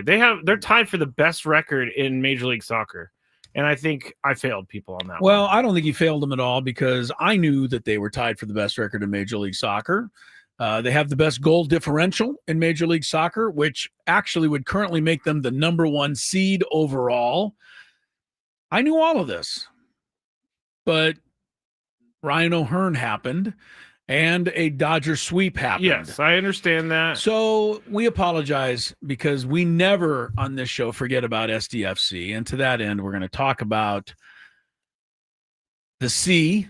What do you call them? You know what I mean? They need a nickname. No, the FC. This just the FC, the club, the football club. Yeah, I don't know. You know what I mean? You can't call them like the Friars or the. No. You know what I mean? They need kind of a nickname They don't have, like that. Yeah. San Diego FC, SDFC. It doesn't SDFC. always roll off the tongue. But we're going to talk about them in this segment. We're going to be joined by Neil Sika from the MLS Apple play-by-play. This Saturday night, Portland Timber. Yep. The Timbers come in for a 7:30 game. I've heard the Timbers games. Well, I guess it's going to be here, but I've heard Timbers games are some Portland, of the most fun they games go a little to wacky go up to. there, Yeah. from what I hear as well. I want to find out from Neil Sika a little bit more about Anders Dreyer. He has become the thing, I think, for SDFC. Now, I know it's Chucky and all of that. He's the big name, and we've heard all of that. Dreyer has been the guy, though, all year long from the very first game right on through. Yeah. I want to find out more about him. Neil Sika will join us. We'll talk about your SDFC, your first place FCs. Diesel says the Chrome. I don't know why. I think that's his nickname for the team. Oh, the Chrome. Azuri Chromo. Well, I see what you're saying. The Chrome is the colors that they're gone with, Azul and Chrome, right? Yeah. Blue and, okay. So we can call them the Chrome. You know what? I'll take that. I need something like that to lean on. So I can say, hey, we're going to talk about the Chrome in this segment. But I think before I start saying that, I think everybody out there has got to know what I'm talking about. So I don't know that name has made it through the ranks yet. Yeah, I don't either. I'm just going to keep saying SDFC. Yeah, like I said, SDFC doesn't totally roll off the tongue for me. So I hope that the Chrome works. Let's check traffic. We'll see if Neil Sika knows anything about that and other MLS stuff after traffic. From the 855 Get Ross Traffic Center, protecting San Diego after accidents or injury, here's Kelly Danick. Traffic is brought to you by Valvoline Instant Oil Change, a 15-minute drive-through oil change. Plenty of stuff to keep you on your toes this afternoon. Looks like a car and pickup truck got into it southbound 5 before SeaWorld Drive. They're over to the right shoulder. Also, 2-car accident south 805 just before the 8. They're over to the right shoulder. And 2-car collision westbound King Freeway at the northbound 805. That's over to the right shoulder. In the North County, a couple of trouble spots. One is stalled vehicle North 15 before Scripps Poway Parkway. It's over to the right shoulder. And North 5 Coastline just past Harbor Drive crashed in a fast lane. Before you hit the beach, the mountains, or even the 5 this Labor Day weekend, be road trip ready with Valvoline Instant Oil Change. No appointment needed. Stay in your car while they change your oil and check your tires, battery, and fluids. Coupons at SoCalOilChange.com. And Kelly Danick with Gwynn and Chris, San Diego's #1 sports station, 97.3 The Fan. All right, before we bring our guest Neil Sika on, he's there, and I'll get to him 1 second, Neil, but I read this right off the top. I Googled nickname of SDFC, and it came up SDFC, commonly known as the Chrome. Okay, there you go. Is a Major League Soccer expansion team. The team's official colors are Chrome and Azul. The nickname the Chrome reflects the team's color scheme. All right. Neil Sika joins us because he will be broadcasting the Chromes game this weekend against Portland. Neil, have you ever heard that before? That's new to us. Not from a nickname perspective. How would you rate that? What would you rank that out of 10? Yeah, good question. And here's what I would say. We only brought it up and asked our listeners about it because I don't think SDFC always rolls off the tongue. I think having a nickname, if this is it, I'll kind of take it. I think to refer to the team as the Chrome is okay. I don't hate it. Well, you got to start somewhere. I do. That's think right. You got to start somewhere. Sort of a nickname. Yeah. And I'd like to kind of work that in. I know Matt Doyle, armchair analyst, MLSsoccer.com's kind of pushed for Los Niños. Oh, okay. So we're trying to get them one. We're trying to get them one. Yeah. So Okay. maybe that should be a poll for the fans. I think that'd be great. And you go. it's a great way to celebrate this first awesome season that San Diego's been having. For sure. It's been incredible. And, they're on top in the West, and they keep staying there, and they keep impressing. Have you noticed any different style? Or not, I want to say style, but have they turned it up a notch at all? Here in the last month, or maybe since the Leagues Cup, the last 2 or 3 matches, they've really been pretty impressive.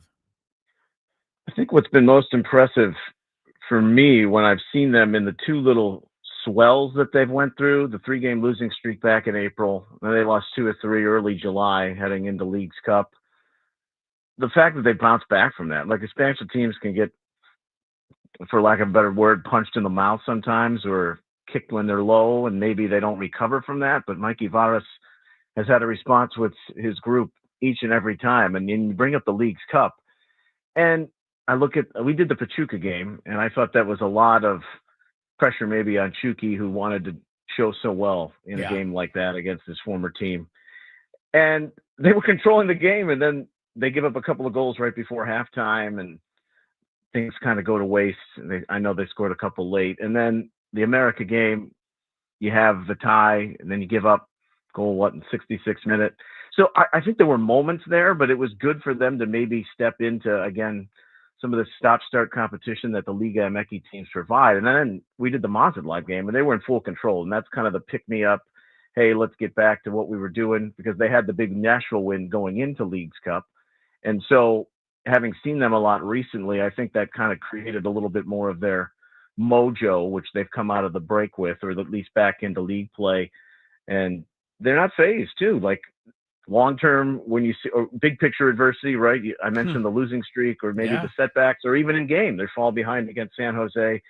They turn it around in the second half. So it's just, you wave the magic wand in so many different scenarios with this team. And it's just quite remarkable with how they keep churning out results, the way in which they've played, the youth, which they've relied on primarily in the back half of the season, especially along the back line. Something special is going on right now. And you got 7 games to prove it, to see if you can capture the Shield.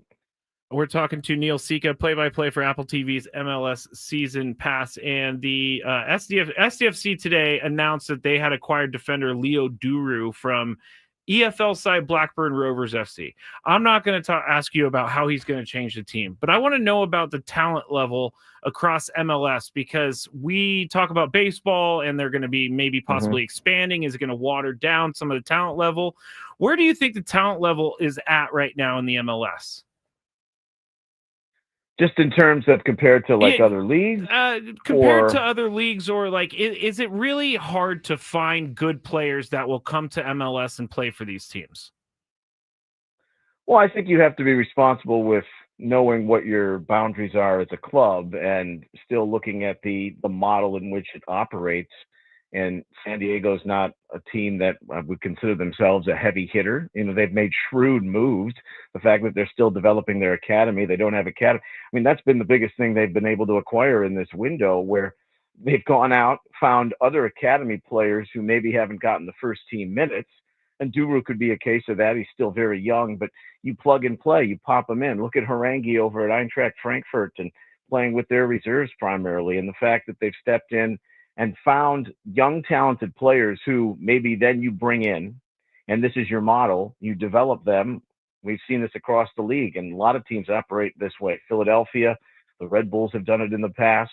if you're not going to be one of those that brings in the juggernaut DPs, and let's not slight the DPs that San Diego has, because they have been the model DPs for, I think, this era of the league, hardworking, running. We're talking about Dreyer and Lozano here, but back to the young players, I think you could really feather something here if you're San Diego, where you've found these young players, give them a chance to play right off the bat, which they're doing in big games, and then they perform, and all of a sudden you're talking about $5 to $7 million transfer fees. Bombino's name has come up in that topic, and Verhoeven, before he got injured, was playing really well, and now you've got something on the rise with Manu Dua, who's a midfielder by trade, but could be a center back long term with the way this is projecting out. So I think Duru just falls in line with maybe how you look at that, maybe stash him away, or, well, you don't have a development team to play with yet there, but other teams have done that where they brought in a player, put him aside, and then worked him through the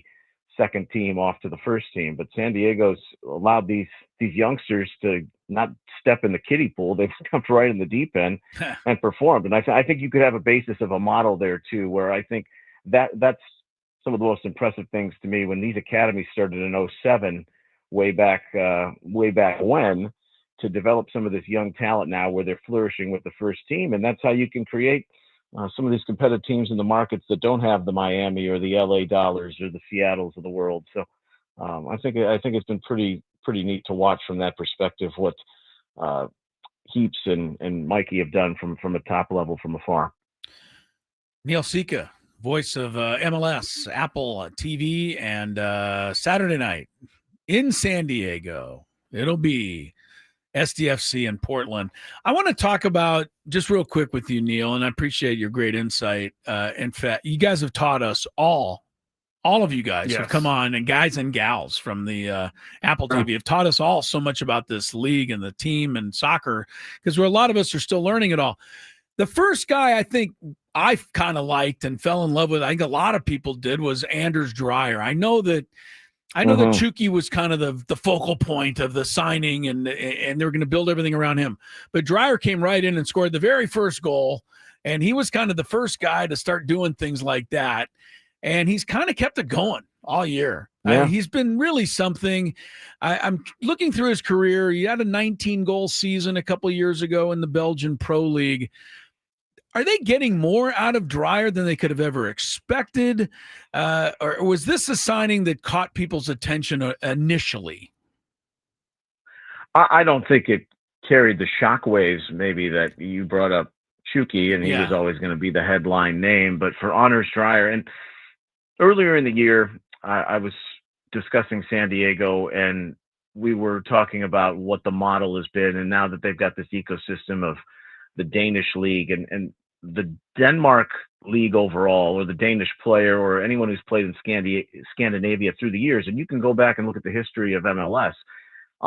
It's kind of cliche to say honest, hardworking, kind of as the baseline traits, but those players, especially in a transition league like MLS, have fit the model so well when they've come to play, whether they've had this knockout type performance that Anders Dreyer has. I mean, think about it, 30 goal contributions. I know Messi could probably catch him because of the limited games he's played, but the fact of the matter is look, if this team wins the Shield, then he's the MVP. And I think it's a black and white, open and shut case. He wins MVP. Mikey Varas should be coach of the year. Like, you just don't see that first year team winning the Supporter Shield most points. It's pretty cut and dry, but that's only one man's opinion. I think for him, knowing that he's played in these leagues, sustained success, honors goal scoring record at Anderlecht prior to that and arriving, and his movement off the ball, being an inverted winger, the way he runs, all these things, these principles. I mentioned the modern day DP, and Chucky does this too. Like, their track back work defensively, they worked it on both ends. I think that is the integrity which with Mikey Varas was looking when they were putting together this roster, along with the likes of Tyler Heaps, and they found this synergy amongst these guys out wide that you can rely on. One, they're going to give you gold contributions too, and in Dreyer's case, he's extremely, knock on wood, durable. Like, he's played in every game, outside of the red card that he had in Leagues Cup. He's dependable. And I can go even a step further, right? They had 3 All-Stars, Jeppe Tverskov, has been sensational. He's a guy you could probably write his name in pen over the next 7-8 years of the club, just because how valuable he is to the midfield and the partnership that he's had with Godoy.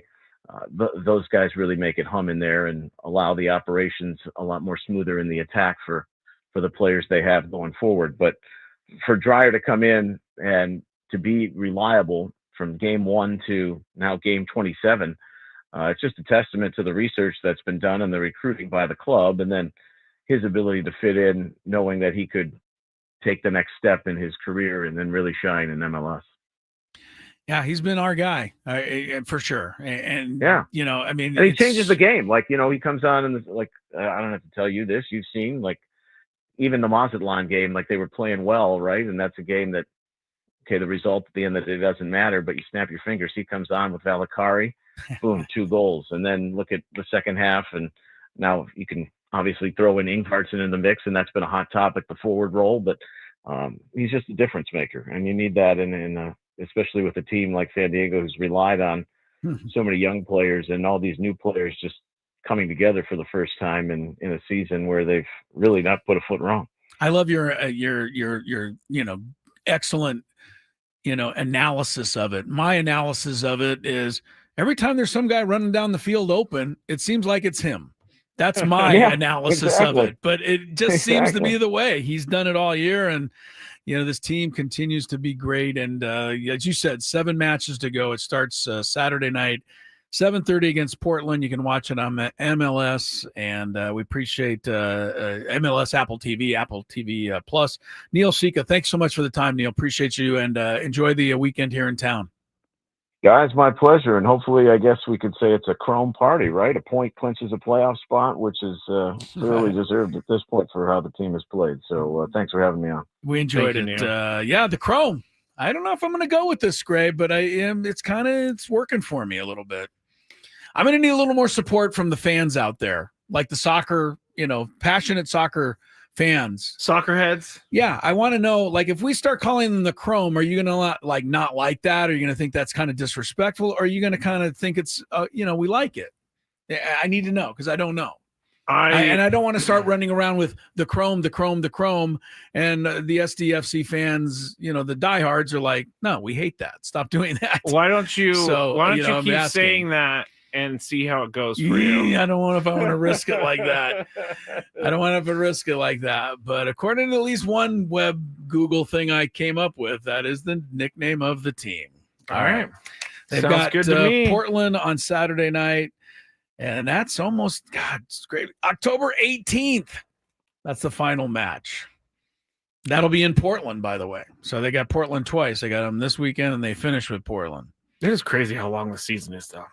Really I know long. we asked our guy last week, and he said they needed the time, but it seems like a long season. It's been a long time. I mean, it started before the baseball season. And it's going to end well into the playoffs of the baseball season. As Neil said, like way back in April when they lost 3 in a row, I'm like, when was that? Like, I don't remember that. It was so long ago, you know? SDFC. They have gotten it done. Fight. They've got the tied for the best record. They in Cincinnati, which leads the East. But we got the tie break because we have a better goal differential. By the way, no regular season matches against Cincinnati. Interesting. Eric says don't call it the chrome. Eric says no. Eric gets a vote in for no. Azul E-chrome. So blue and chrome. But see, Azul E-chrome, now that doesn't roll off the tongue. Azul E-chrome. Yeah, see, we need Azul something. E-chrome. No. Chris versus the fans is next. 833-288-0973. Trivia.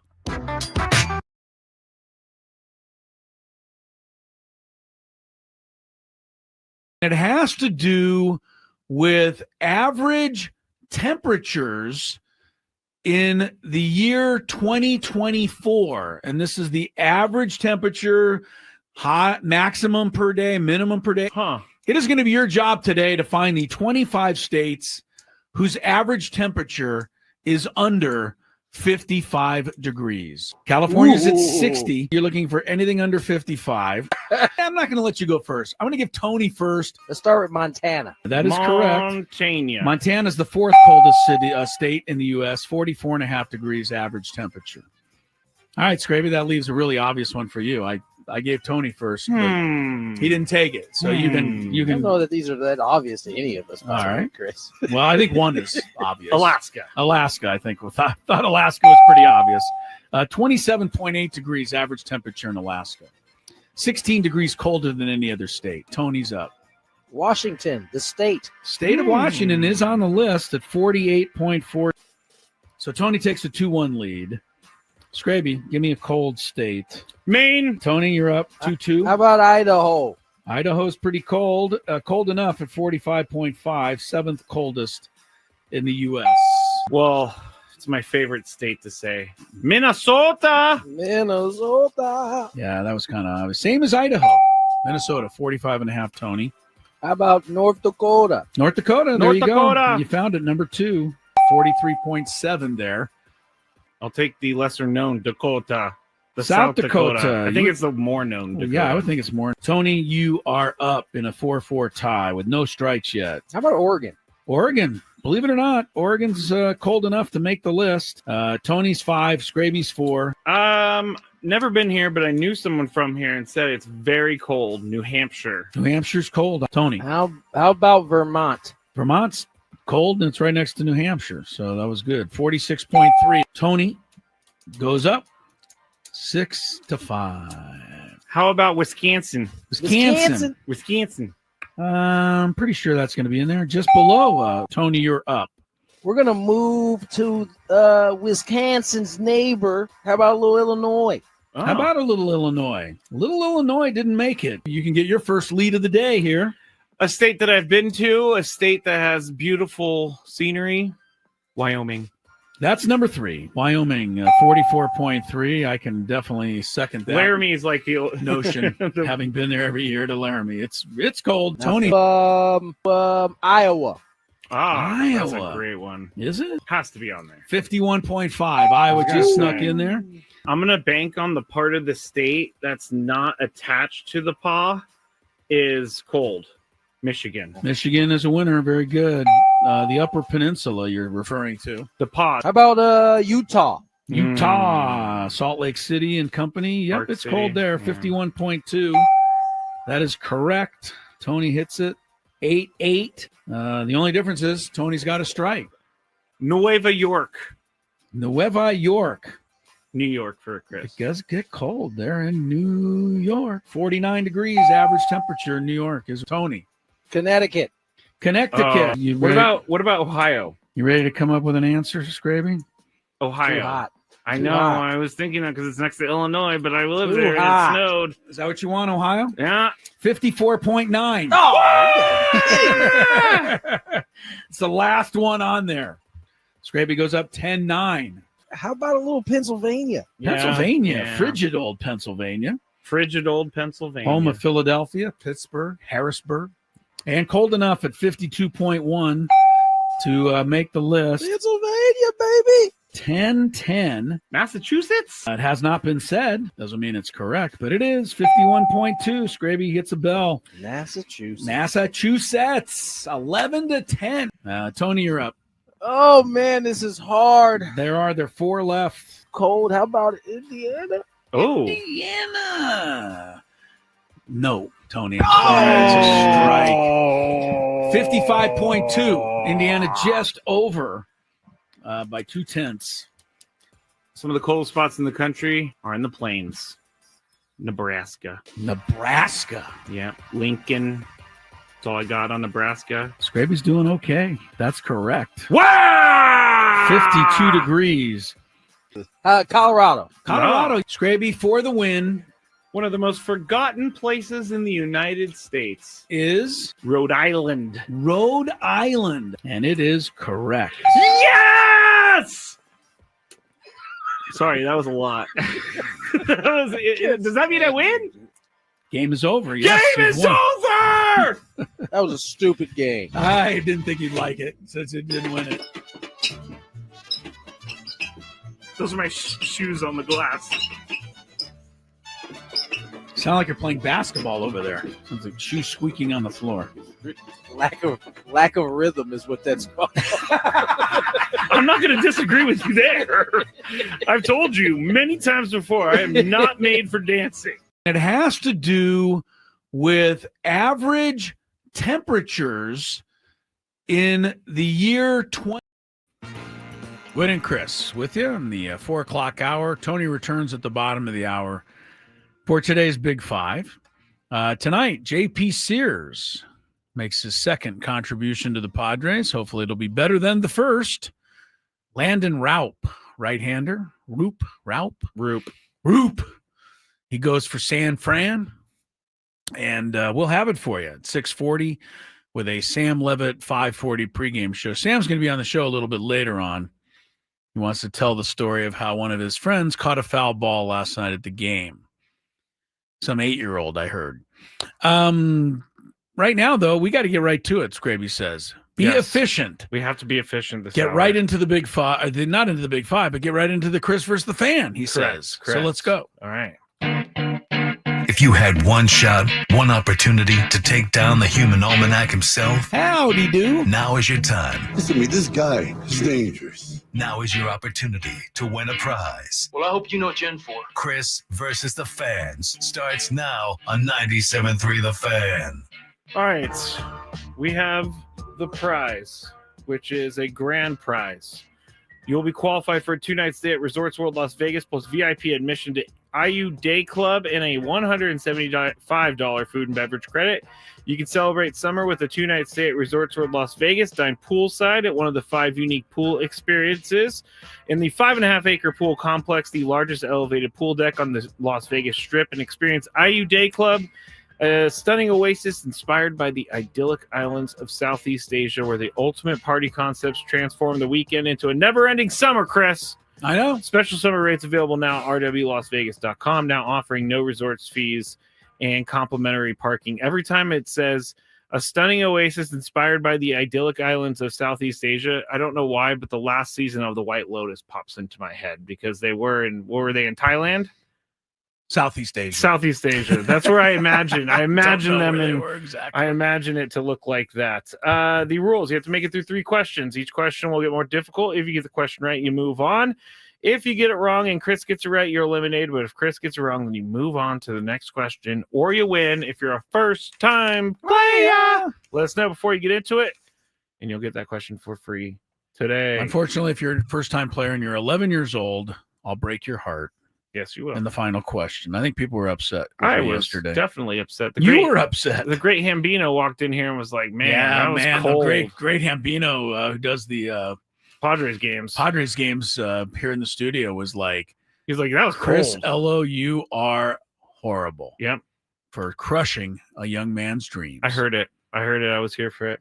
All right, let's go to our first contestant. We'll go to Lucas and Poway. Lucas. Hello, Lucas. What's up? What's up, guys? How you doing? Pretty good, buddy. Not too bad. Are you ready to play? He's ready.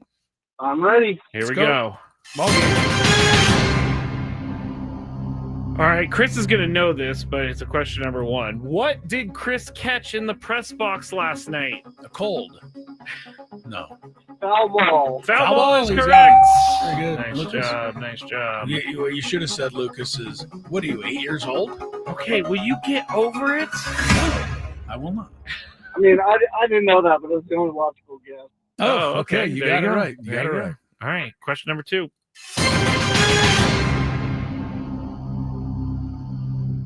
What sports team's jersey does Cameron wear in Ferris Bueller's Day Off? Ooh. Not bad, Skraby. No. Is that a Blackhawks jersey? Blackhawks jersey. No. A Wings jersey. Detroit.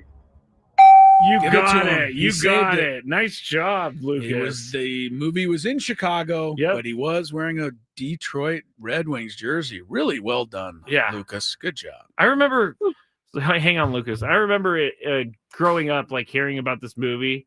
It's a fun movie. Everybody thought it was great, and then I watched it, and I loved it. It's great. It was amazing. Yeah, it's fun. I mean, Matthew Broderick has gone on to an amazing career on a Broadway theater and all those things that he's done, and married Sarah Jessica Parker. There's nothing he's ever done even close to Ferris Bueller's Day Off. Like nothing even in the running as far as I'm concerned, or most other people are concerned. This is my favorite Matthew Broderick movie. Shall we play a game?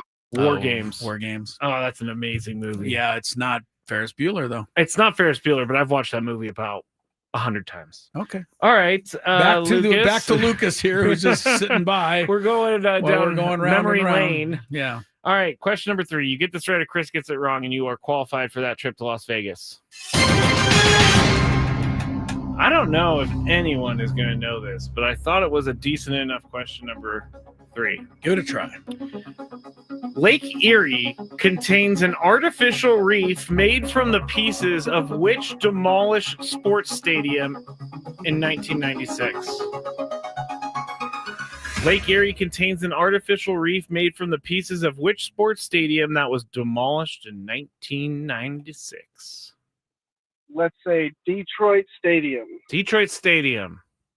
I would have thought the same. Stay there, Lucas. Well, I would not have thought of Detroit Stadium, but I don't think Detroit is on Lake Erie. I have no idea where Lake Erie the two is. cities that come to mind that are on Lake Erie, one is Buffalo, and the other is Cleveland. And Municipal Stadium in Cleveland, I think, was torn down about that time. So I will say that. I'm sorry, Lucas. Sorry, Lucas. I got you. Yeah. You've never heard Cleveland, the mistake by the lake? Well, I've heard that. Okay, but... well, that's the lake. That's the lake. Which Lake is Chicago on? Huron? No, Ontario? Lake Michigan. Yeah, Lake Michigan. You know, I need to go back to my You got to geography check your class. geography. Yeah, my parents would be very upset with And me Lake right now. Ontario is actually in Canada, so that's not where Makes sense. Chicago is. Makes Yeah. sense. Makes sense. So, yeah, I'm just trying to help you out here. Well, let's go to Troy in Point Loma. Hello, Troy. Troy. Hello. Troy. Hello, Hey. Troy. Oh, hello. There he Hello. is. Da-da-da-da. Are you ready to play, Troy? Yes, I am. All right. Okay. Play ball. Here it is. Question number 1. Da-da-da-da-da-da. Who is the starting quarterback for the Dallas Cowboys? Dak Prescott. Dak there you go. Prescott is correct. Question number 2. Who is the current ERA leader in baseball right now? Best Starter. Number 1 starter in baseball. ERA wise. ERA, yes. I'll guess Paul Skeens. Good Paul guess, I think. Skeens is correct.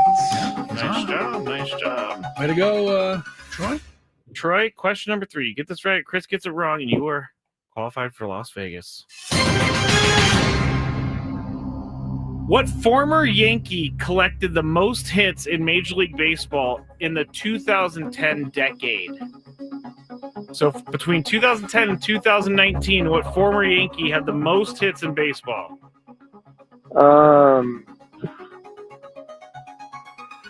Derek Jeter.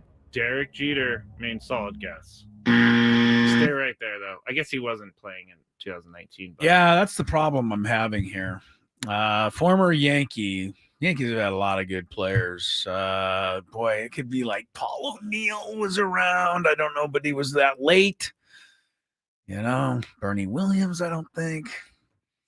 I'm going to just Posada. I don't remember how long these guys made it. 2010s, you're saying? Yep. Having said all of those, I'm going to say A-Rod. A-Rod. Oh, Troy. Troy's a hang winner. on. You are the winner. Hang in there, Troy. I'm trying to find the you applause. Get a chance. There it is. Give a little applause. You got the win. It was a former Padre. I didn't want to put that as a part of the part 3. Wait a minute. Wait. Former Padre, former Trent Grisham? No. Oh, that's a good actual. No, it isn't a good guess. I mean, yeah, Trent he had so Grisham. many hits in the 2010s. Sure, yeah, he had a million. Former Padre, former Yankee, 2010s. Duh. Well, I'm totally blanking out. For some reason. I think this person played like 7 games with the team. Oh, okay. You just want me to tell you? Yeah, tell us. Robinson Cano.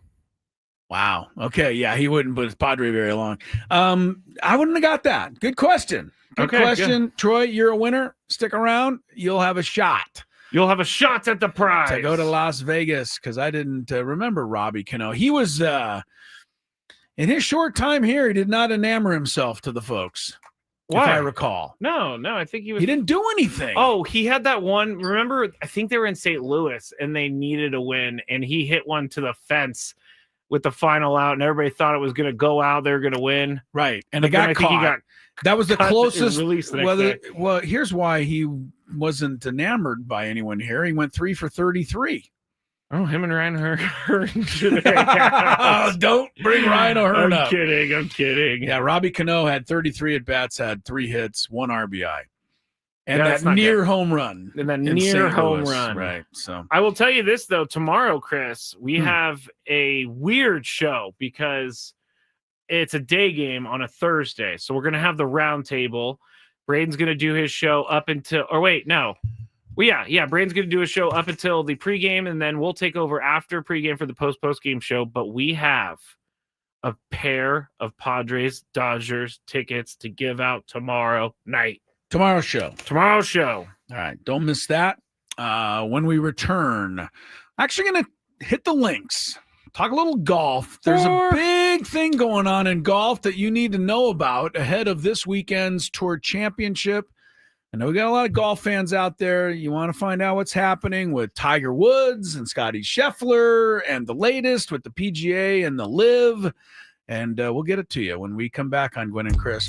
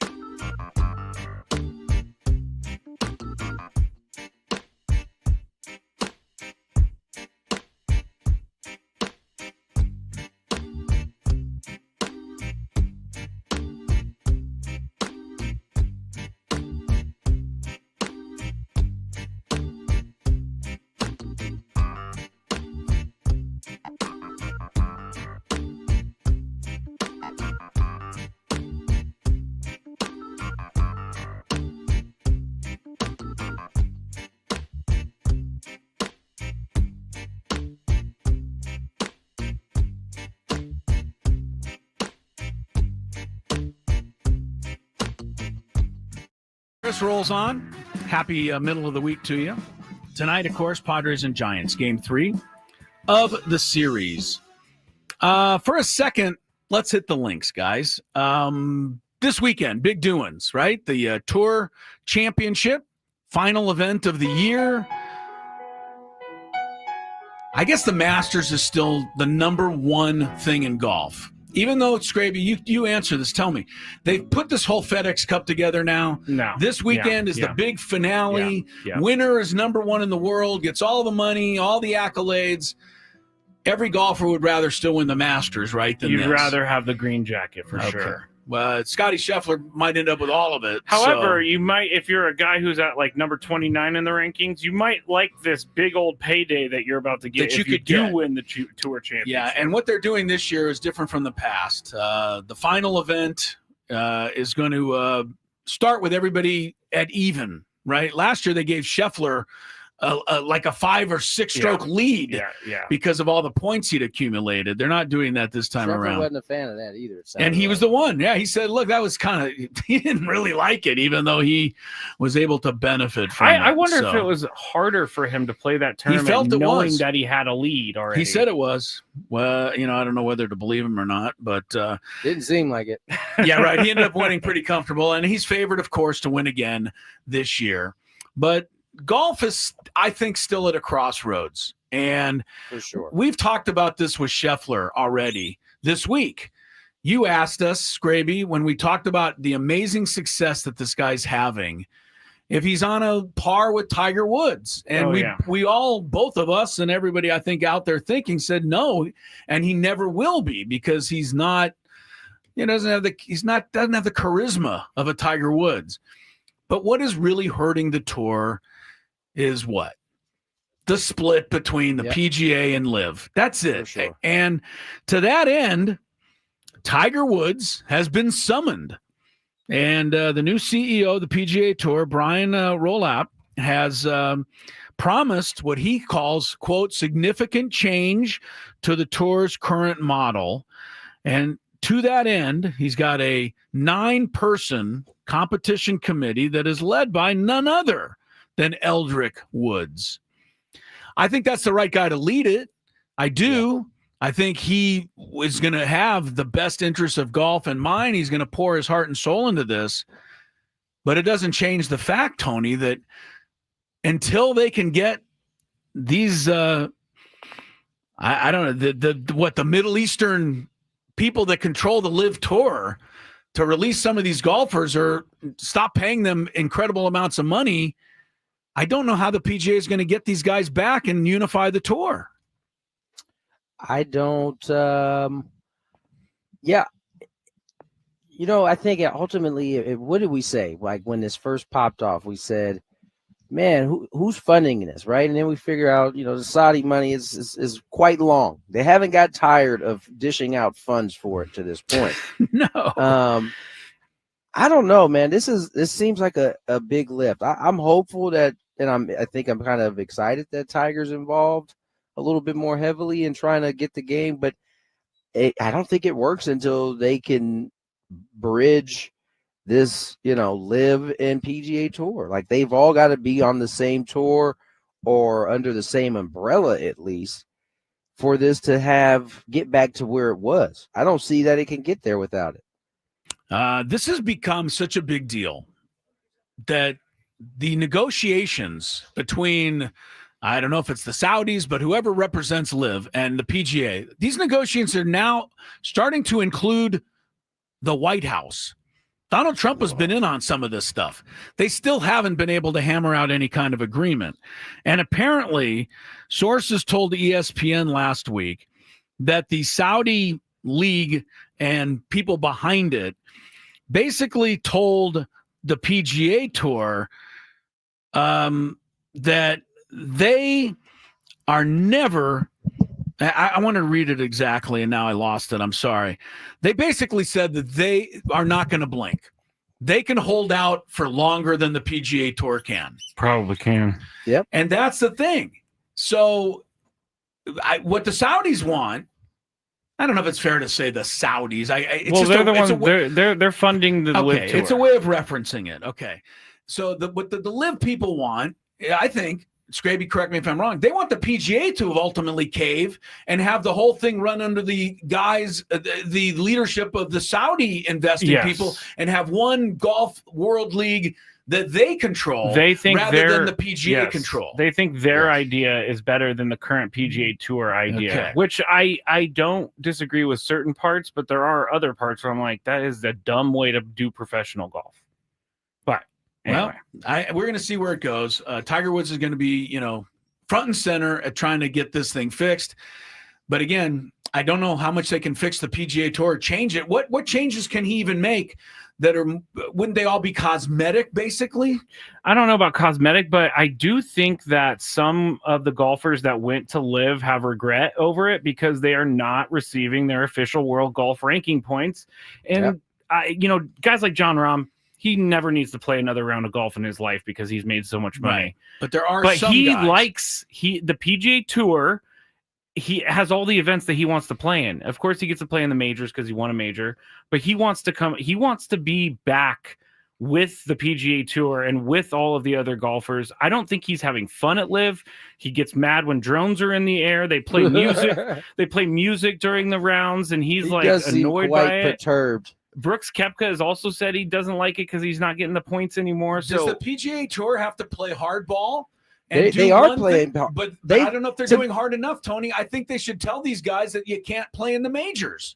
They can't do that. Might be the only way to get them to come back. Ultimately, money talks, and those guys are making the decision because they're making that much more. But I think, listen, I haven't been told this, but it certainly seems like the people, because it's not the PGA Tour who gives those points, right? It's the OWGR people. Another group. You can't tell me that they not on the same page. I mean, they only been stiff arming the live guys for 2 years now. Like, nah, we're not gonna have you guys get points for this. Yeah, they're pretty connected at this point. They've teased it a few times, like, there's possibility, and then no, we're not gonna do it.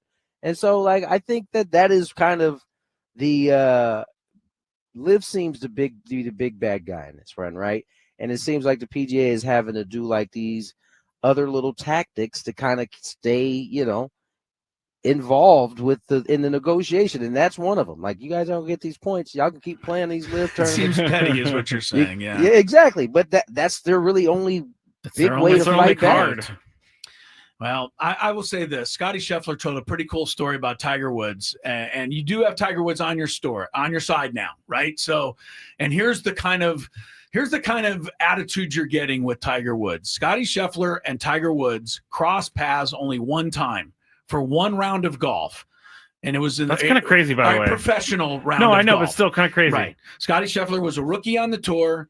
It was the 2020 Masters. They got paired together on the final day or something. Oh. Tiger and he were both kind of in the middle of the pack.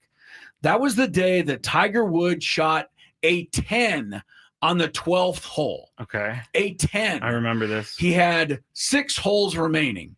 Scotty Scheffler said to himself and his caddy, well, that's it. He doesn't need to play anymore. It's over. He's not going to win now. He's already won 15. What's the big deal? Scotty Scheffler remembers that Tiger Woods birdied 5 of the last 6 holes and basically said, I don't care if I'm out of it. I'm still going to do it and play my best. And that has stuck with Scotty Scheffler. Never give in, always compete no matter what. Yeah, that's hard to do. Right? When you're at the top of your game all the time, and when you're Tiger Woods out and you're 40 and you're like, I don't really need to play. Nothing to play for. But of course, he said, Tiger and Kobe remind me of each other. But that is why they were so successful, though, is that it didn't matter. Like, I everybody likes to point out the game against the Suns. But I remember they were getting boat raced by like 30 in the Celtics game, and he finished that whole game. Like, he did not come out.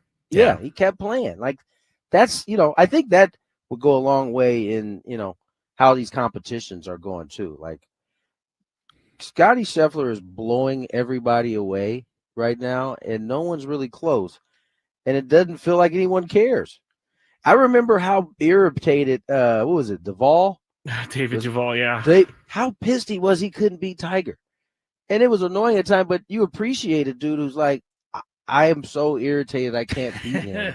That, But I'm gonna keep trying, even if it drives me crazy. Yeah. It doesn't feel like anybody really wants to chase Scheffler right now.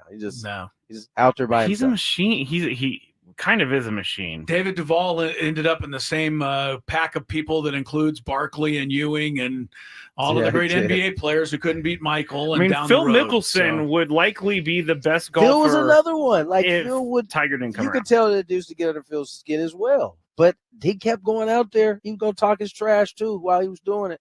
Yeah, he definitely did. Phil Mickelson, by the way, easily holds the record for most weeks on tour as the number 2 golfer in the world. Oh yeah, like Easily. 10 years worth. Right, because he just couldn't get past Tiger. All right, well, hopefully, we're all big golf people around here. I just want it all to work out one day, and I want everybody to somehow come together and make golf as good as it can possibly be. Make golf great again. Make golf MGGA, whatever. Yeah. All right, we'll see what happens. More Gwynn and Chris around the corner as we continue on 97.3 The Fan.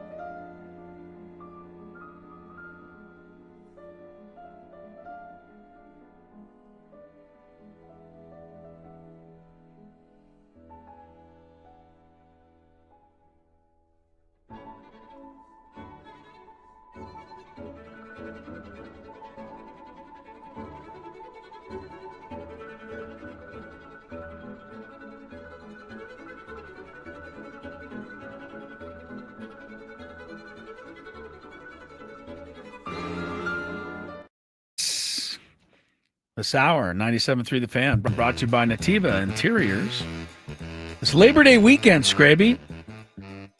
And the Labor Day weekend is like the weekend after this one. I don't know. Up. I do September's in like 2 weeks, right? That's what I'm saying. Man. This Labor Day weekend, 2 iconic design companies are joining forces for a warehouse sale. Join Nativa Interiors and Hold It Contemporary Home in Miramar. Huge discounts on living, dining, bedroom, and outdoor furnishings. Hopefully my wife is walking the dog right now and doesn't hear this ad, because we're going to be there if she's hearing it. Call or text for more details at 619-215-6893. And if you love Mediterranean food, I don't know if these go together, but they're written together. Make sure to try our friends at Spiro's for authentic Mediterranean cuisine in Coronado or La Jolla. For dining takeout options, spiroscuisine.com. I guess you can get Spiro's and then go to the Nativa Interiors warehouse sale. Just do them don't both. Don't eat inside. Probably they would frown on that. We have an update on Jackson Merrill for you. We'll give it to you at the top of the hour. But before that, we got to go to traffic and then get to today's Big Old Five. From the 855 Get Ross Traffic Center, protecting San Diego after accidents or injury, here's Kelly Danick.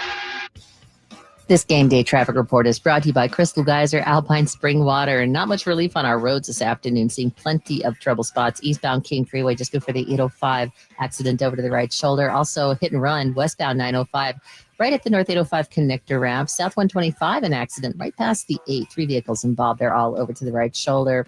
Got a collision on northbound at 15 before Scripps Poway Parkway. Motorcycle involved appears to be blocking the left lane further north on the 15 in the Fallbrook area, just past Mission Road. 2-car collision in the center divide, and North 5 Coastline past Harbor Drive. Accident blocking the left lane. What makes Crystal Geyser Alpine Spring Water different? They always bottle their Alpine Spring Water less than 1.5 miles from the spring source. And all of their bottles are made with 50% recycled plastic from their own recycling plants. Crystal Geyser, bottled at the spring source. I'm Kelly Danick with Gwynn Chris, San Diego's #1 sports station, 97.3 The Fan. It's that time of the show when we check on the latest in sports. Only the most important topics and questions are brought to light. Stop what you're doing and listen. These news stories will astound and amaze you. The one, the only. Oh my God, who the hell cares? The Big Five starts now on 97.3 The Fan. All right, before we get into it this hour on 97.3 The Fan, it's brought to you by the California Office of Traffic Safety.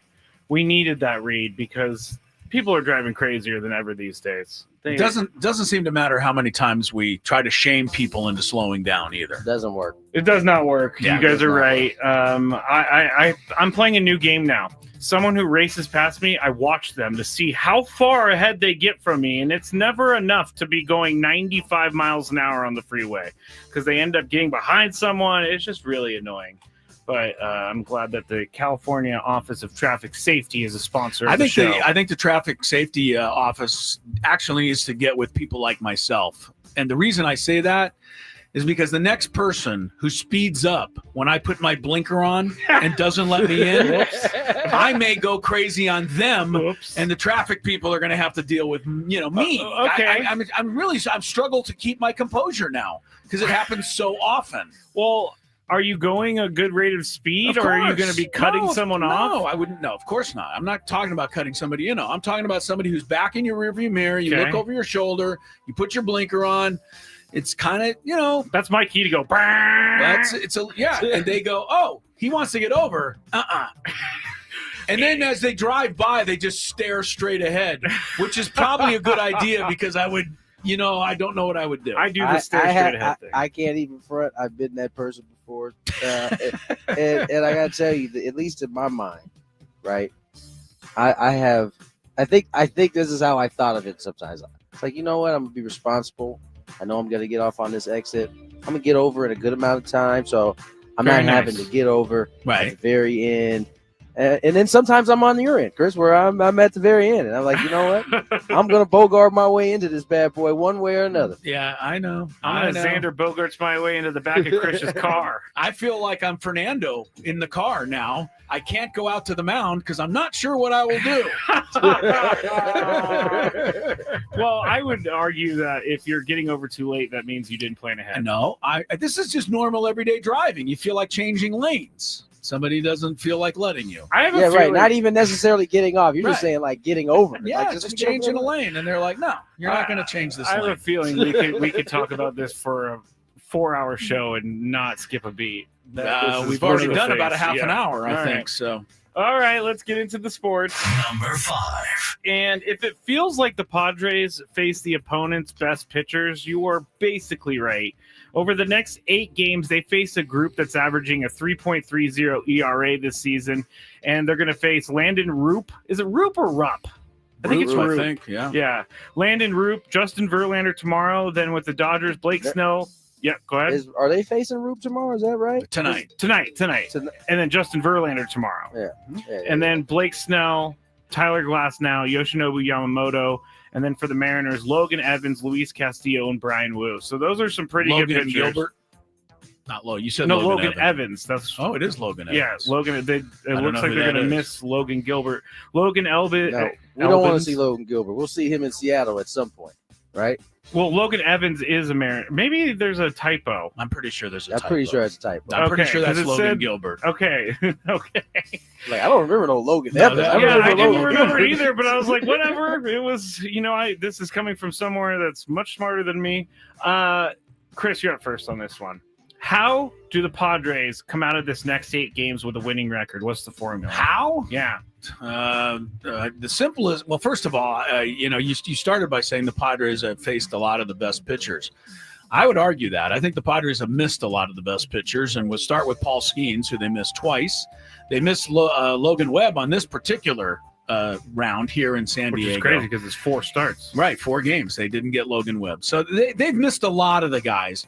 And when you're facing the Dodgers, they're actually missing Otani. There's no way to miss everybody with the Dodgers. They got 5 pretty good starters going right now. Look, it doesn't really matter who's pitching. To me, bat hitting, Tony, you know this better than me, but swing at strikes and don't swing at balls. I don't know you can break it down any simpler. When Fernando was on his best this year, he was spitting on every pitch that was off the plate, and he was getting stuff right in the middle and then swinging. And when they lost to the Dodgers last weekend, I felt that was their undoing, swinging at too many balls and not swinging at enough strikes. So do that. So swing at strikes. Do that better, and take your chances from there. I think they'll be fine. All right, Tony, how do the Padres come out of this next 8 games span with a winning record? First, I'm going to disagree with my partner. They've missed Paul Skeens. They've missed really no one else. They've caught Sale. They've caught everybody else. Wheeler. They hit them all. I would say what they need to do is very similar to what they did last night. And that combination was some good starting pitching, some good timely hitting, and you got the bullpen to kind of shut the door from there. And so that's what they need to do in order to come out on the with a winning record, as you said. Mm-hmm. I think it's important to note the Padres played 3 almost flawless games at San Francisco, and then 3 bad ones in LA, and they got what they deserved. That was a 500 record. So I think it'll be, if they have a winning record, they would have done those 3 things well. All right. Number 4. Speaking of Nick Pivetta, he in his career had never had better than a 4.04 ERA in his first 8 seasons. Last night, he lowered his ERA to 2.81, which is 12th best among all starters in baseball. Currently, there are 14 pitchers in baseball with an ERA of 2.90 or lower. Last year, there were 9 guys overall under a 3 ERA, and then 2023, there were only 5 guys throughout the season under a 3 ERA. Tried to look for the numbers. Wowzers. Yeah, tried to look for the numbers on how many, like 3/4 of the way through the year, but I couldn't find it. So, Tony, I'm trying to think of a different way to ask a question, so hopefully this is not stupid. Which is more impressive to you, Pivetta being under a 3 ERA or the amount of under 3 ERA pitchers in baseball this year?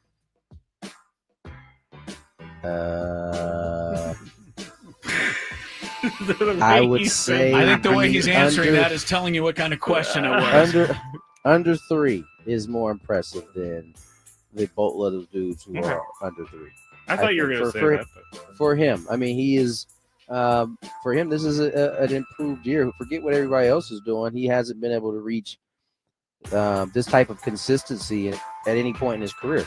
So the fact that he's having a career year to me is more impressive than the amount of dudes who are who have under a 3. Thank you for being nice and answering that question. I have a feeling that Chris is not going to be so nice when he answers this question. What a dumb question. Look, we talked about it earlier in the show. Manny Machado is going to win the Padre MVP award going away unless something drastically changes. But you cannot tell me that Nick Pivetta hasn't been as valuable or almost even more so now. He's 10-3 when pitching after a loss. And he's stopping losing streaks, and he's doing it over and over again. And he's resetting the bullpen when he does that. So all of that goes on top of the fact that his ERA is 1.74 runs lower than his career average. That is phenomenal. Ruben Niebla's got to get some of the credit, but most of it's got to go to him. Man, he's a bulldog out there. He absolutely refuses to give in, and he refuses to be denied. And, maybe the Padres have been able to, bring more of that attitude out in him so that he's been able to do it more consistently. When he went off the mound yesterday in the 6th inning after the last out he got, I don't even think Tommy Pham would have wanted to step in his way. He was pretty fired up. He was charged up, and, this is the way the guy is. He's been fantastic. There's no two ways about it. So he's more impressive. I think the other thing is just a byproduct of every team now in baseball has brought up a young star starter who's got an ERA under 3. But if you look past those, guys, the pitching is still thin. I just think it's a little top-heavy right now around baseball. All right. Number 3. This is a serious topic, so I'll put my serious face on for this one. The New York Yankees 5th-round pick, Core Jackson, admitted to drawing a swastika on a Jewish student's door in 2021 while, quote, blackout drunk as a 17-year-old freshman at the University of Nebraska. He informed teams about this incident before the 2024 draft, calling it a really stupid mistake and stating that he's changed. He believes this incident is important to his story, showcasing God's forgiveness. He also faced a DUI charge in Utah last September, which was reduced to impaired driving after he completed community service and substance abuse training. Now, the Yankees conducted, as they say, thorough due diligence, and owner Hal Steinbrenner approved the pick, assigning Jackson to High A Hudson Valley with a $147,500 signing bonus. After this story has picked up a little bit of steam, the Yankees have doubled down, and they are saying that they are standing behind their pick. So, Chris, any issues with the Yankees standing behind this pick? I think you expect me to say that they ought to deal this kid straight to the Cleveland Browns and let them deal with him. Cleveland Browns. But I'm not going to say that. I don't even think it needs to be said that what he did, especially as a college student in that situation, was something I cannot tolerate in any way, shape, or form.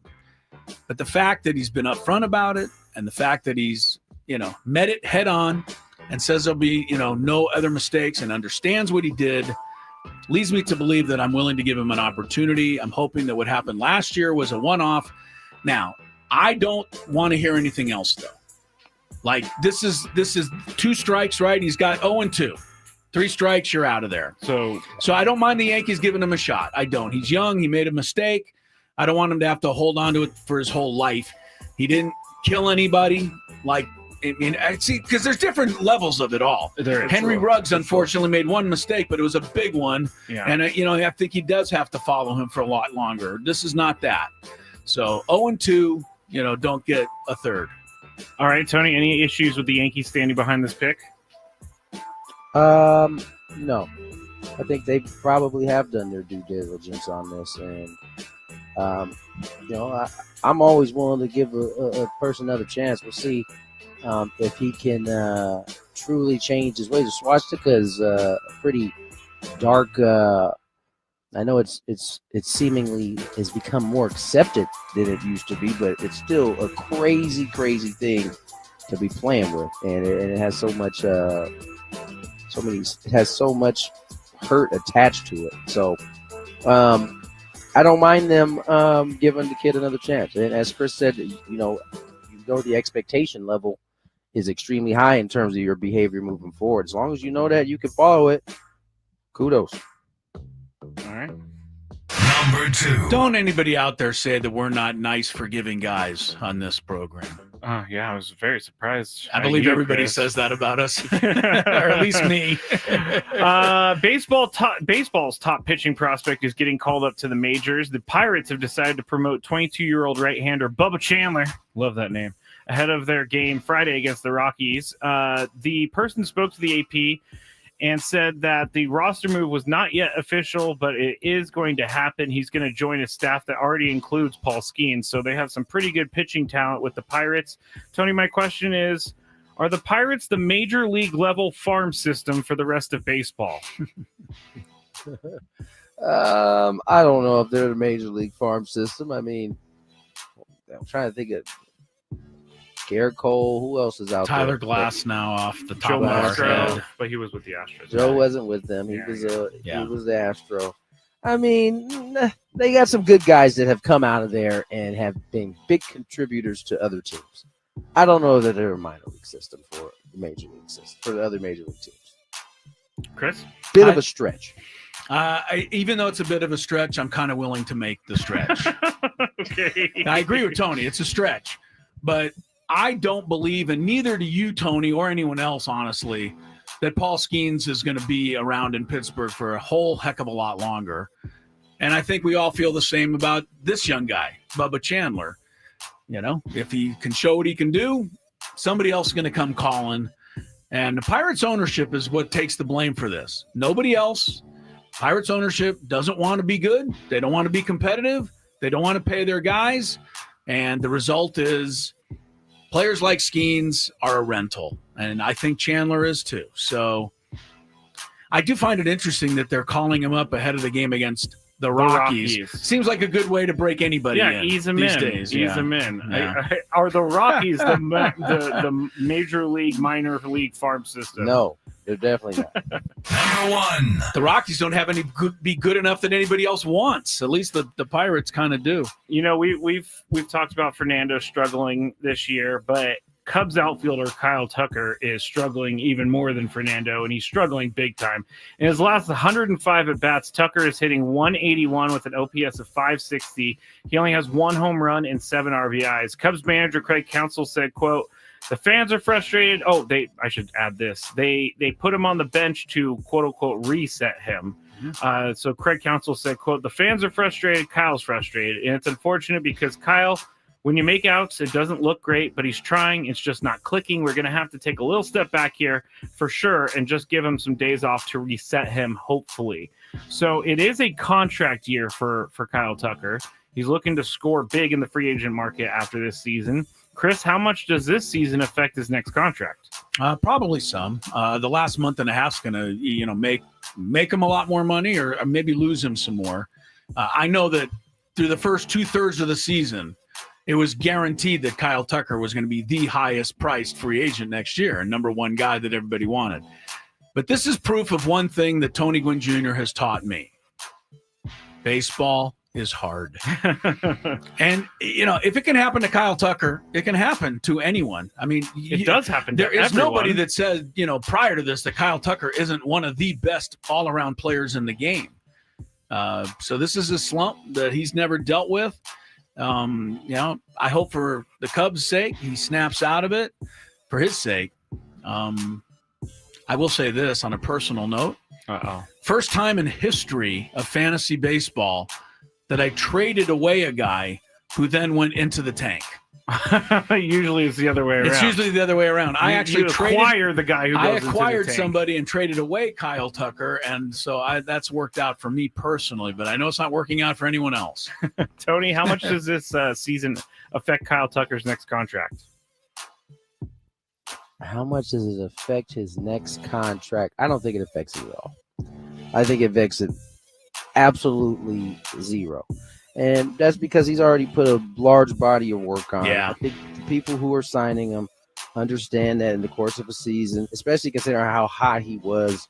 I mean, you can pretty much trace the Cubs' success and Tucker and PCA doing well, and you can look at it when they struggled, and those two struggle as well. So, yeah, I think this is I think it's already done. He's about to make a boatload, get the Brinks truck, back it up, fill it up. Yeah, he's gonna. What was well, you can't say it on there, but remember at the end of the Chappelle show, he's like, "I'm rich." Yes, I'm rich. Yeah, I know exactly. He'll be yelling that all the way to the bank. All right. Instead of there being 14 teams interested, there may be only 12. But I think Tony's right. Somebody's going to pay him big because they believe he'll beat Kyle Tucker again. The rumors are the Yankees want him. That should tell you all you need to know right there. All right, that's it for the Big Five. When we get back, it's Game 3 between the Padres and the Giants. We'll get you set on 97.3 The Fan.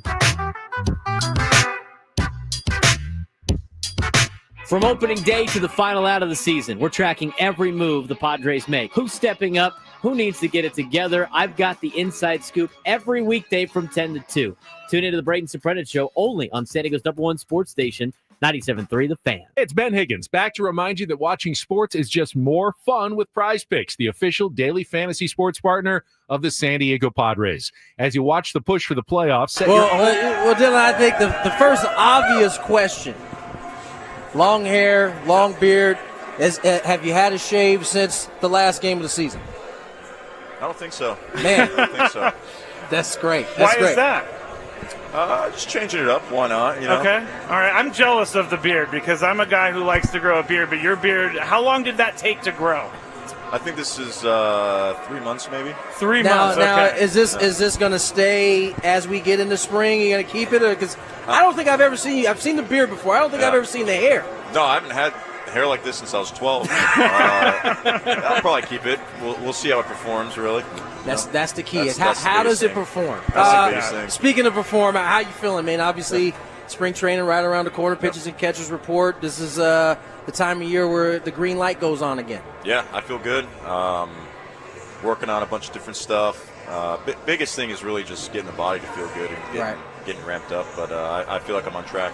How do you deal in terms of getting yourself ready each and every year? Ball players are notorious for always trying to figure out how to get a little bit better. You're probably one of the most consistent guys in our league.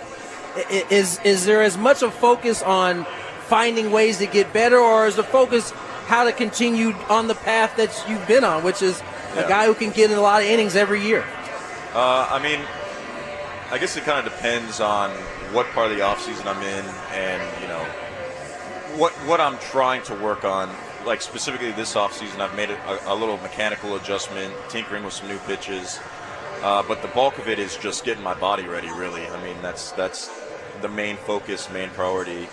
So I kind of know where I need to be in terms of like my velocity and bullpens and building up and all that.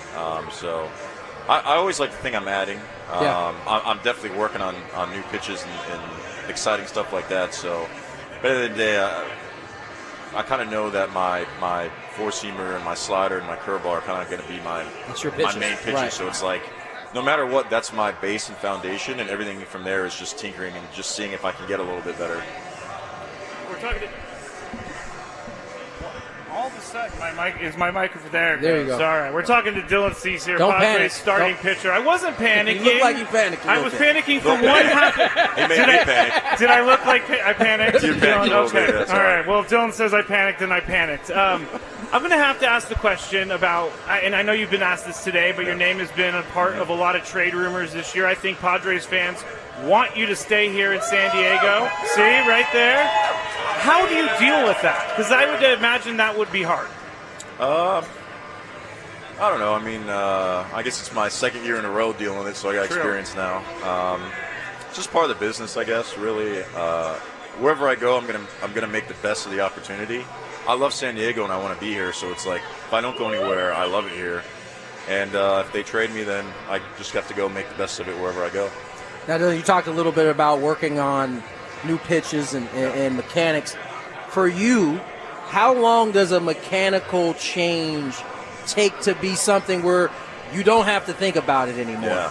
And that depends. This specific scenario, I'm working on an upper half thing, a glove thing. So I don't know. It's kind of new territory for me. Yeah. So you're kind of figuring it out as you go. Yeah, but it really gets to the point where it feels good, and then from there it's just ramping up the intensity. And because anytime you do something at a higher power, higher speed, yeah, it's like a new feeling altogether. So I can sit and train it one way, but until I'm throwing 98 with it. Doing it in game speed, yeah. And a lot of it, is kind of like learning my body, and then I'll throw a pitch and it's like, oh, that didn't come out the way I wanted it to. Like specifically if I'm throwing a four-seam fastball and I'm trying to throw it just through somebody, but it's yanked, it's like, okay, yeah, something happened right there. I don't know, something came off. I didn't use my legs. You could just feel something different about it. And then you see the shape of the pitch. So a lot of it's just gaining feedback from what the ball's doing, and then trying to manipulate my body to see, like, oh, okay, when I do this, the ball goes this way, and just see if I can't ingrain that. Well, Dylan, I think the first obvious question: long hair, long beard. Have you had a shave since the last game of the season? I don't think so. Man. I don't think so. That's great. Why is that? Just changing it up. Why not? Okay. All right. Gwynn and Chris are ready to go. Happy hour time here on Gwynn and Chris. Happy hour time last night extended on through the ball game because the Padres finally got back in the win column, beat the Giants 5-1 last night. I thought Skraby had some interesting notes here on the game. All 9 players in the lineup reached base last night, and 5 runs were scored by 5 different players. 5 RBIs were driven in by 5 different guys, which led Mike Schilt to say, I bet you can predict it, it was a team effort. Well, it was a team effort. It was the very definition of a team effort last night, although Nick Pivetta led the team. He did. By keeping the Giants under control for 6 innings and breaking a recent slide in which the Padres starting pitchers had trouble just getting out of the first inning. Yeah. We'll see about game 2 tonight. JP Sears, whose Padre debut didn't go all that well in Arizona.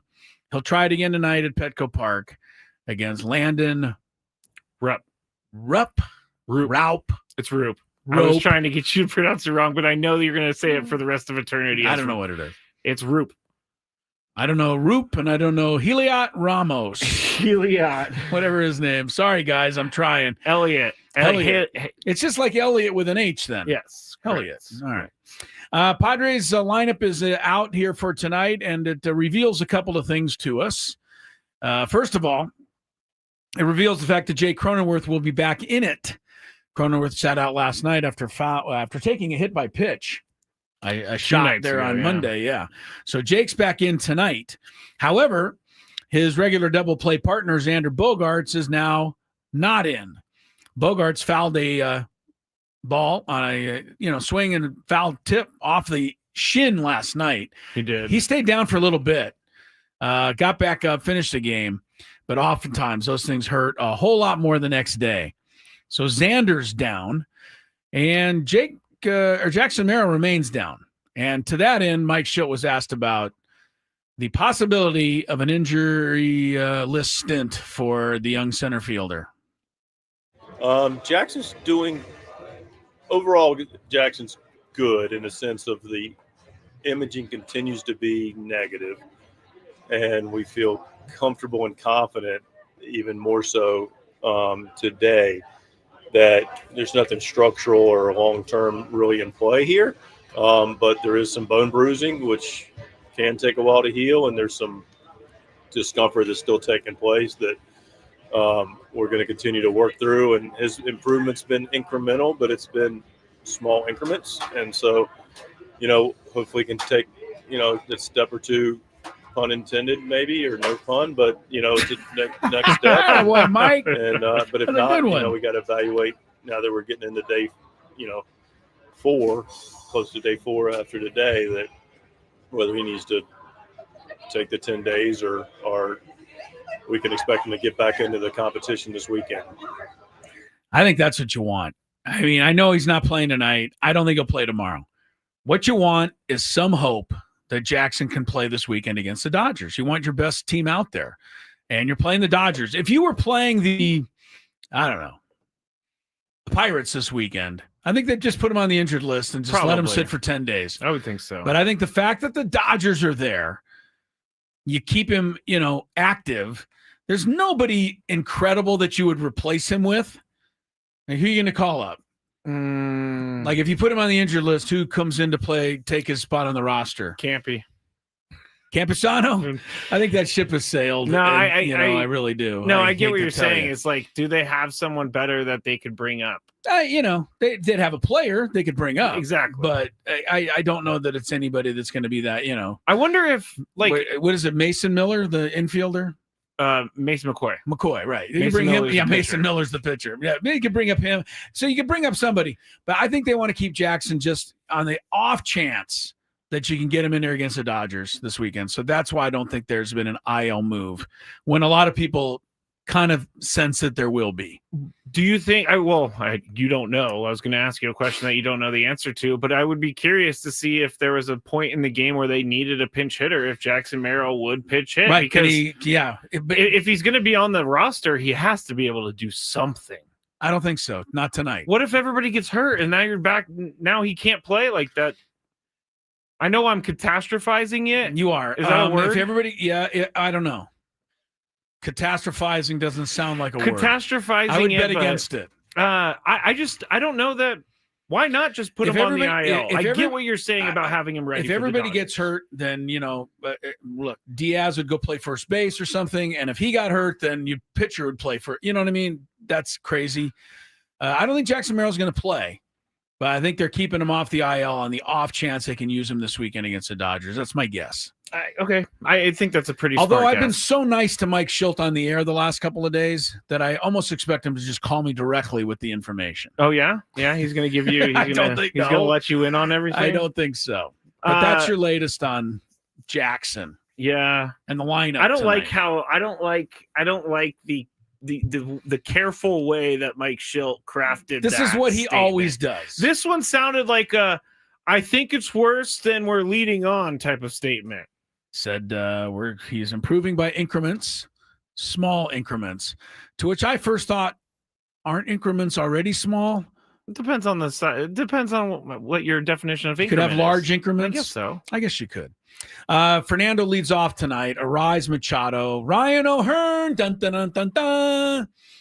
Loriano. Stop! Can we stop this? Can't help it, man. Ryan's the guy now. Top Ramon's hitting fifth. Oh, stop! Huh? Peggy on the chat earlier said that she saw on the big board Top Ramon yesterday at the game. She didn't have her picture on the big board. They put it up there as a potential nickname for I him? guess. I don't know the application of it, but Top Ramon was apparently on the board. Here's the thing. We've trying to come up with a new nickname for Ramon Laureano, who has named all kinds of, what was it? Laser and all that stuff in Oakland and Baltimore. I came up with Top Ramon, which is just really not that good. And it's almost so bad now it's funny, and were you going to it? Somebody else, though, I thought had a really good one the other day, and that was Everybody Loves Ramon. After the show, Everybody Loves Raymond. It's just a lot. Everybody loves Ramon. That is, but anyway. I could whatever imagine, you want to call him, he's been really good. Michelle so says that catastrophizing is a word. All right. Thank you, Michelle. Does she have credentials to make that official? Or she just spelled my name correct on the chat. Gavin Sheets is sitting sixth today in left field. Iglesias is at shortstop for Bogey. Cronenworth and Fermin round out the lineup tonight against Landon Raup, Giant starter. Fernando's in the leadoff spot. Give us a second on this. We've talked about it so much that it's almost going over old coverage. I was thinking about this last night. Right. But he has been so un-Fernando like this year. He really Why has. isn't he taking more heat? Because his OPS is still 799. And his on-base percentage is the highest of his on-base career. is the highest it's ever been. But that doesn't change and his slugging percentage isn't horrible. The slugging percentage is .431, career 514. So it's down, but it's not alarmingly so. And he still gets a lot of doubles. But to me, and I agree with you, his doubles aren't the same kind of doubles he used to hit. When he used to hit a double, the fence was knocked down. Now he bloops one over the first baseman's head and it rolls down the line and he gets a double. It's still a double, but Fernando's not hitting the ball with the same authority. I don't know how – I don't need analytics to tell me that, but Kevin Acee put it in the paper last week and said he hits over 800 on balls right down the middle last year, or, OPS 800 last year, 450 or something this year. Yeah. Balls right down the middle of the plate. That's analytics, not me speaking. Fernando, I don't know. I can live with this Fernando because he's getting on base enough. He's stolen 25. He's making things happen. He's scoring runs. His defense is great. But I do kind of still miss the old, scarier version of Fernando. I do. Of course. I do I'm not too. sure, I'm not sure if I want to be really critical of it because I want to take what we're getting, which is still, contribution to the team. Contributing, catastrophizing the team. Yeah. But there's something amiss. Something's amiss. Sorry. I'm no doctor, but this isn't the guy I used to know. And again, people, if you want to say, well, he's not, it's after the steroid thing. I think that's somewhat fair. It's totally unfair when you consider that he hit like 11 home runs and had a slugging percentage of about 900 this April, which tells me that it's certainly capable of doing this, right? He did it at the beginning of the season. He did. He was mashing the ball. Yeah. And that has just gone away. It has. Yeah. I mean, that's the completely gone away. That part of it is what keeps me fully away from saying that he's not the same guy after he got busted, because he did show us that he had tons of power early in the year. Yeah. And I don't understand. Yeah, I don't know if I agree with that, Skrabe. He's going on a month almost now without a home run. He's 4 days away from that. He's over 100 at bats right now without a home run, or 100 plate appearances. You know what's so sad, Chris? I don't know if that's the first time this has ever happened to him, but it's kind of the second slump he's been in this year. Remember, he went almost all of June and July without getting a hit either. Yeah. And then he put him on the All-Star team, and I was like, what? You know what's sad is that we were listening to the commercials a couple minutes ago or whatever, and there was a promo for a Padres game, and Don Arcillo said, Fernando walks it off. And I said, when was that? Because it seriously hasn't really happened. The last thing I could think of is that one off Kenley Jansen. The sad thing is that I don't know that it's happened, but the sad thing to me is that I don't really expect it to happen right now. Maybe that's the best thing for him. I expect that Fernando's going to win a ball game for me now. He's going to drop a single in or draw a walk, steal a base or two, and use his great athleticism and come around and score. I don't expect him to hit one off the scoreboard anymore. Haven't seen it in a long, long time. So something to keep in mind. Yeah, it is interesting. People don't really criticize Fernando. I'm not really criticizing him either. I'm just missing the Fernando that scared the daylights out of other teams. He said, and I don't know that that's the same guy that's stepping into the batter's box now. He said to Kevin Acee in his newsletter, like, I'm fine if the team wins, but I know I have to be better. So find it, Fernando. I want to see it again. Hopefully he can find it for the September playoffs. That would be amazing. Right. His 799 OPS right now is actually one of the lowest it's been all year. So it's been catastrophizing downward. Let's check some traffic. Sam Levit from the stadium. And he'll have, we have some fun with stuff that happened last night and look ahead to tonight. Stick around, more Gwynn and Chris.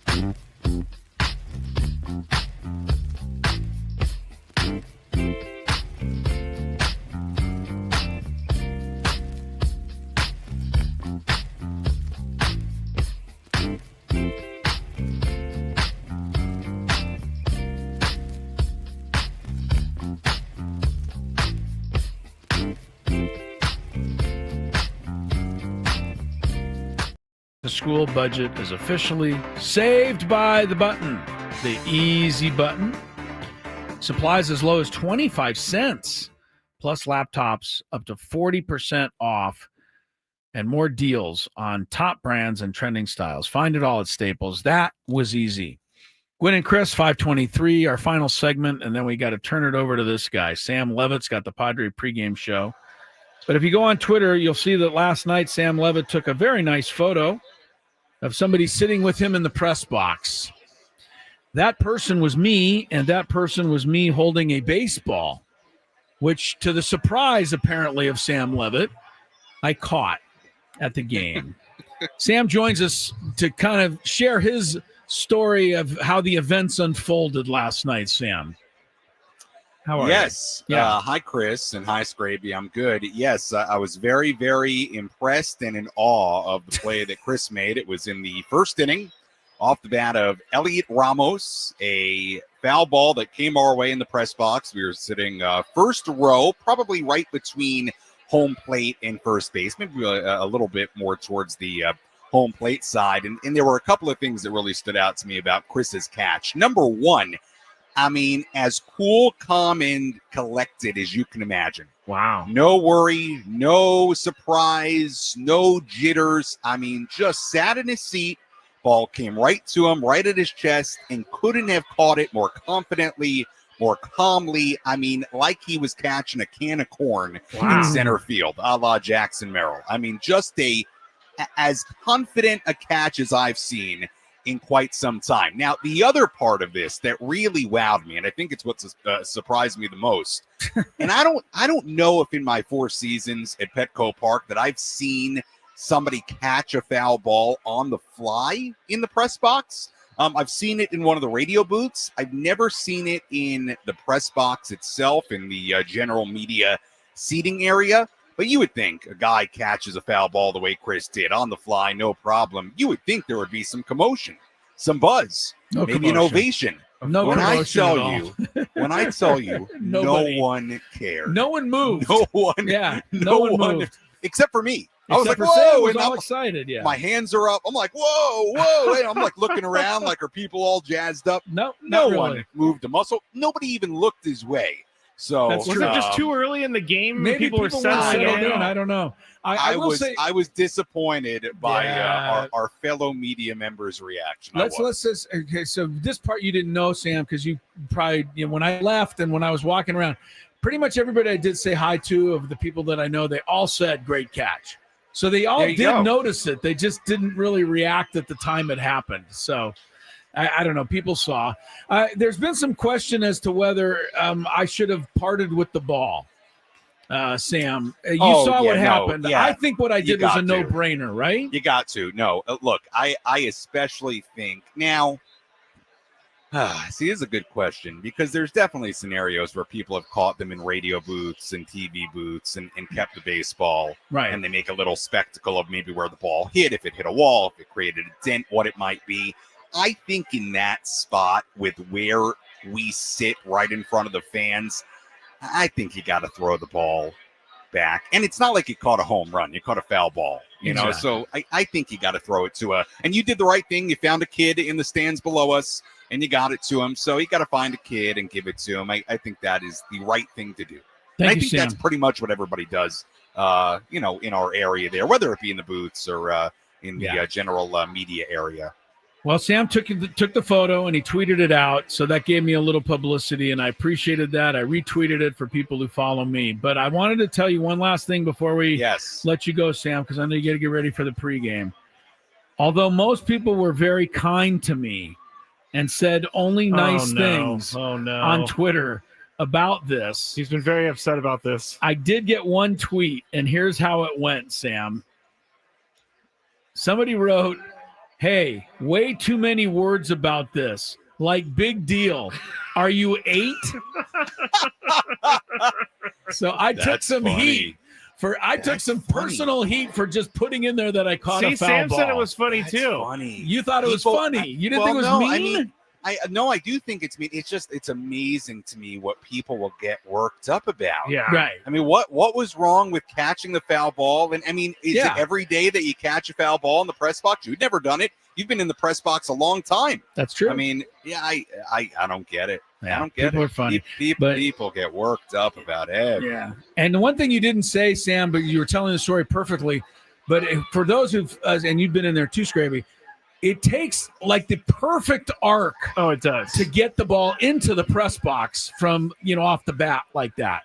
And that's why very few are caught, because very few actually go into the press box. And again, the thing that stood out to me about what he did yesterday, I mean, it could not have been a more casual, easy catch for Crisello. No, because I don't react like that. I get up, I protect my laptop, I close the laptop, and I'll tell you what. I'll give you one really quick story. Yes. On it, just while we're on the topic of a really fun. Well, it wasn't funny at the time last year. Oh no. But I was sitting in one of the broadcast booths with Pedro during one game last season, and we're sitting there. And normally Pedro has the window in front of him closed, and I have usually the side I'll sit on open. But that day, for whatever reason, we had both open, and a foul ball came in. I think Brett Sullivan hit it. Foul ball comes in. It's coming towards the booth. Pedro's not there. I am. Pedro's laptop is open. I see it coming. I reach to my right, try to knock it down, and an unsuccessful attempt. It bangs Pedro's laptop. When I tell you the laptop went flying across the room. Yeah. And then I'm sitting there being like, oh, no. And I text Pedro. I'm like, hey, you got to get back here. Got bad news. Yeah. He's like, what? He's like, why didn't you protect it? I mean, bat it down, get a hand on it. I was like, I tried. What are you supposed to do? Take a bullet for the laptop? Oh, well, make a play. I had a chance to make a play, and I did not make a play. That's a fair request. Pedro's laptop. Geez. Well, one thing we know for sure, Sam, if the ball ever comes back in your direction again, and I'm sitting there, I will protect you. I'd like to think that I'd catch it like you did, but I will actually do an Olay and make sure you catch your own. Yes. All right, Sam. Well, thanks for being there last night and getting the picture. He doesn't have a choice to be there last night. Well, he was in the right spot at the right time. Okay. Let's just put it that way. All right, Sam, have a good call and everything tonight. We'll be throwing it to you here shortly. All right, guys, thanks. Yep, Sam Levit there at the ballpark. He was right next to me when the foul ball came in. So we appreciate that. Here's what's coming up on Friday. All right, let's just set the day for you. Tomorrow, you got the roundtable in the morning. Yes. Don't forget, commercial-free hour of nothing but Padre talk. Myself, Skraby, Ben Higgins, the whole gang. We'll be in here from 10 to 11 tomorrow with a commercial-free hour. Then Skraby and I are on after the game tomorrow, after the day game tomorrow. So we'll have a show tomorrow evening. Skraby will have his Chronicles. Then Friday morning, we always got the Mike Schilt report, right? Yes, Brought to you by EcoWater SoCal. Manager's report this Friday, 9 a.m. Ben and Woods, refreshed by EcoWater SoCal. Alkaline water, just $9.95 a month. EcoWater SoCal, keeping it soft since 1925. Speaking of soft, that's another thing I'm tired of in all the criticism we've been taking around here this week, Scrabe.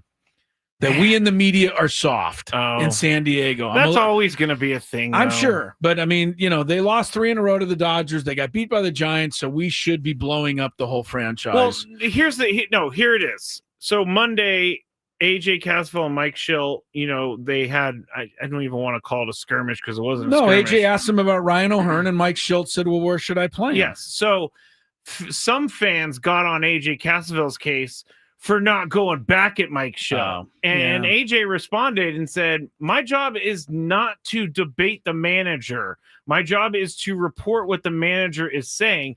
And these people just didn't get it. They just did not understand that he is not there to debate the manager. And I can tell you one thing. If any of these people that are criticizing AJ Casville, if they were in front of Mike Schill, they would do nothing.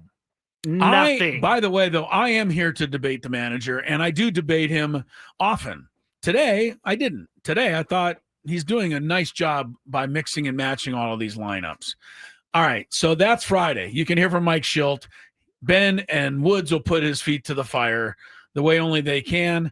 And then Friday, before the Dodgers and the Padres play, come hang with us, Skraby and I, at the far corner. It's the ultimate game day hangout located across from Petco Park on 10th and J. The party on Friday starts at 2 p.m., and we will be broadcasting live before the big game, as mentioned, against the Dodgers. Come say hi, talk baseball, enjoy some insane scratch-made pizza. Yeah, if you're going to ask me about Ryan O'Hearn, I'm going to send you right over to the scratch-made pizza. Next level cocktails, unbeatable game day specials, including $4 bills, beers, $6 wells, $6 house wines. This Friday, 2 to 6, far corner, 10th and J. One more quick note before we get out of here, Skraby. Tomorrow's show, after the game, make sure you tuned in for all the real, the normal reasons. But one other reason to tune in tomorrow, we will be giving away a pair of tickets to a game this weekend. Yes. Between the Dodgers and the Padres. You certainly don't want to miss that opportunity. Correct. We'll let you know how you can win that on the show tomorrow. All right. We made it. We made it. We made it. It's been a day. Actually, it hasn't. Not too bad. It's been pretty good. All right. We'll see you tomorrow after the game. Sammy's got the pregame next. Then it's Tony and Jesse with the call. And we'll see about JP Sears, and we'll see if the Padres can get this one. And then one more tomorrow. Is it Verlander? Verlander for them tomorrow. Cease? I don't want to be Dylan wrong. Again? I don't want to be wrong, so I got to look. We got 20 seconds. We got some time. Hold on. Who's pitching tomorrow?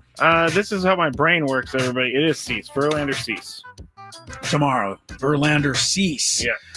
Well, trust we'll have a lot to talk about tomorrow after the game. So be with us. Gwynn and Chris, enjoy the rest of your night. Everybody.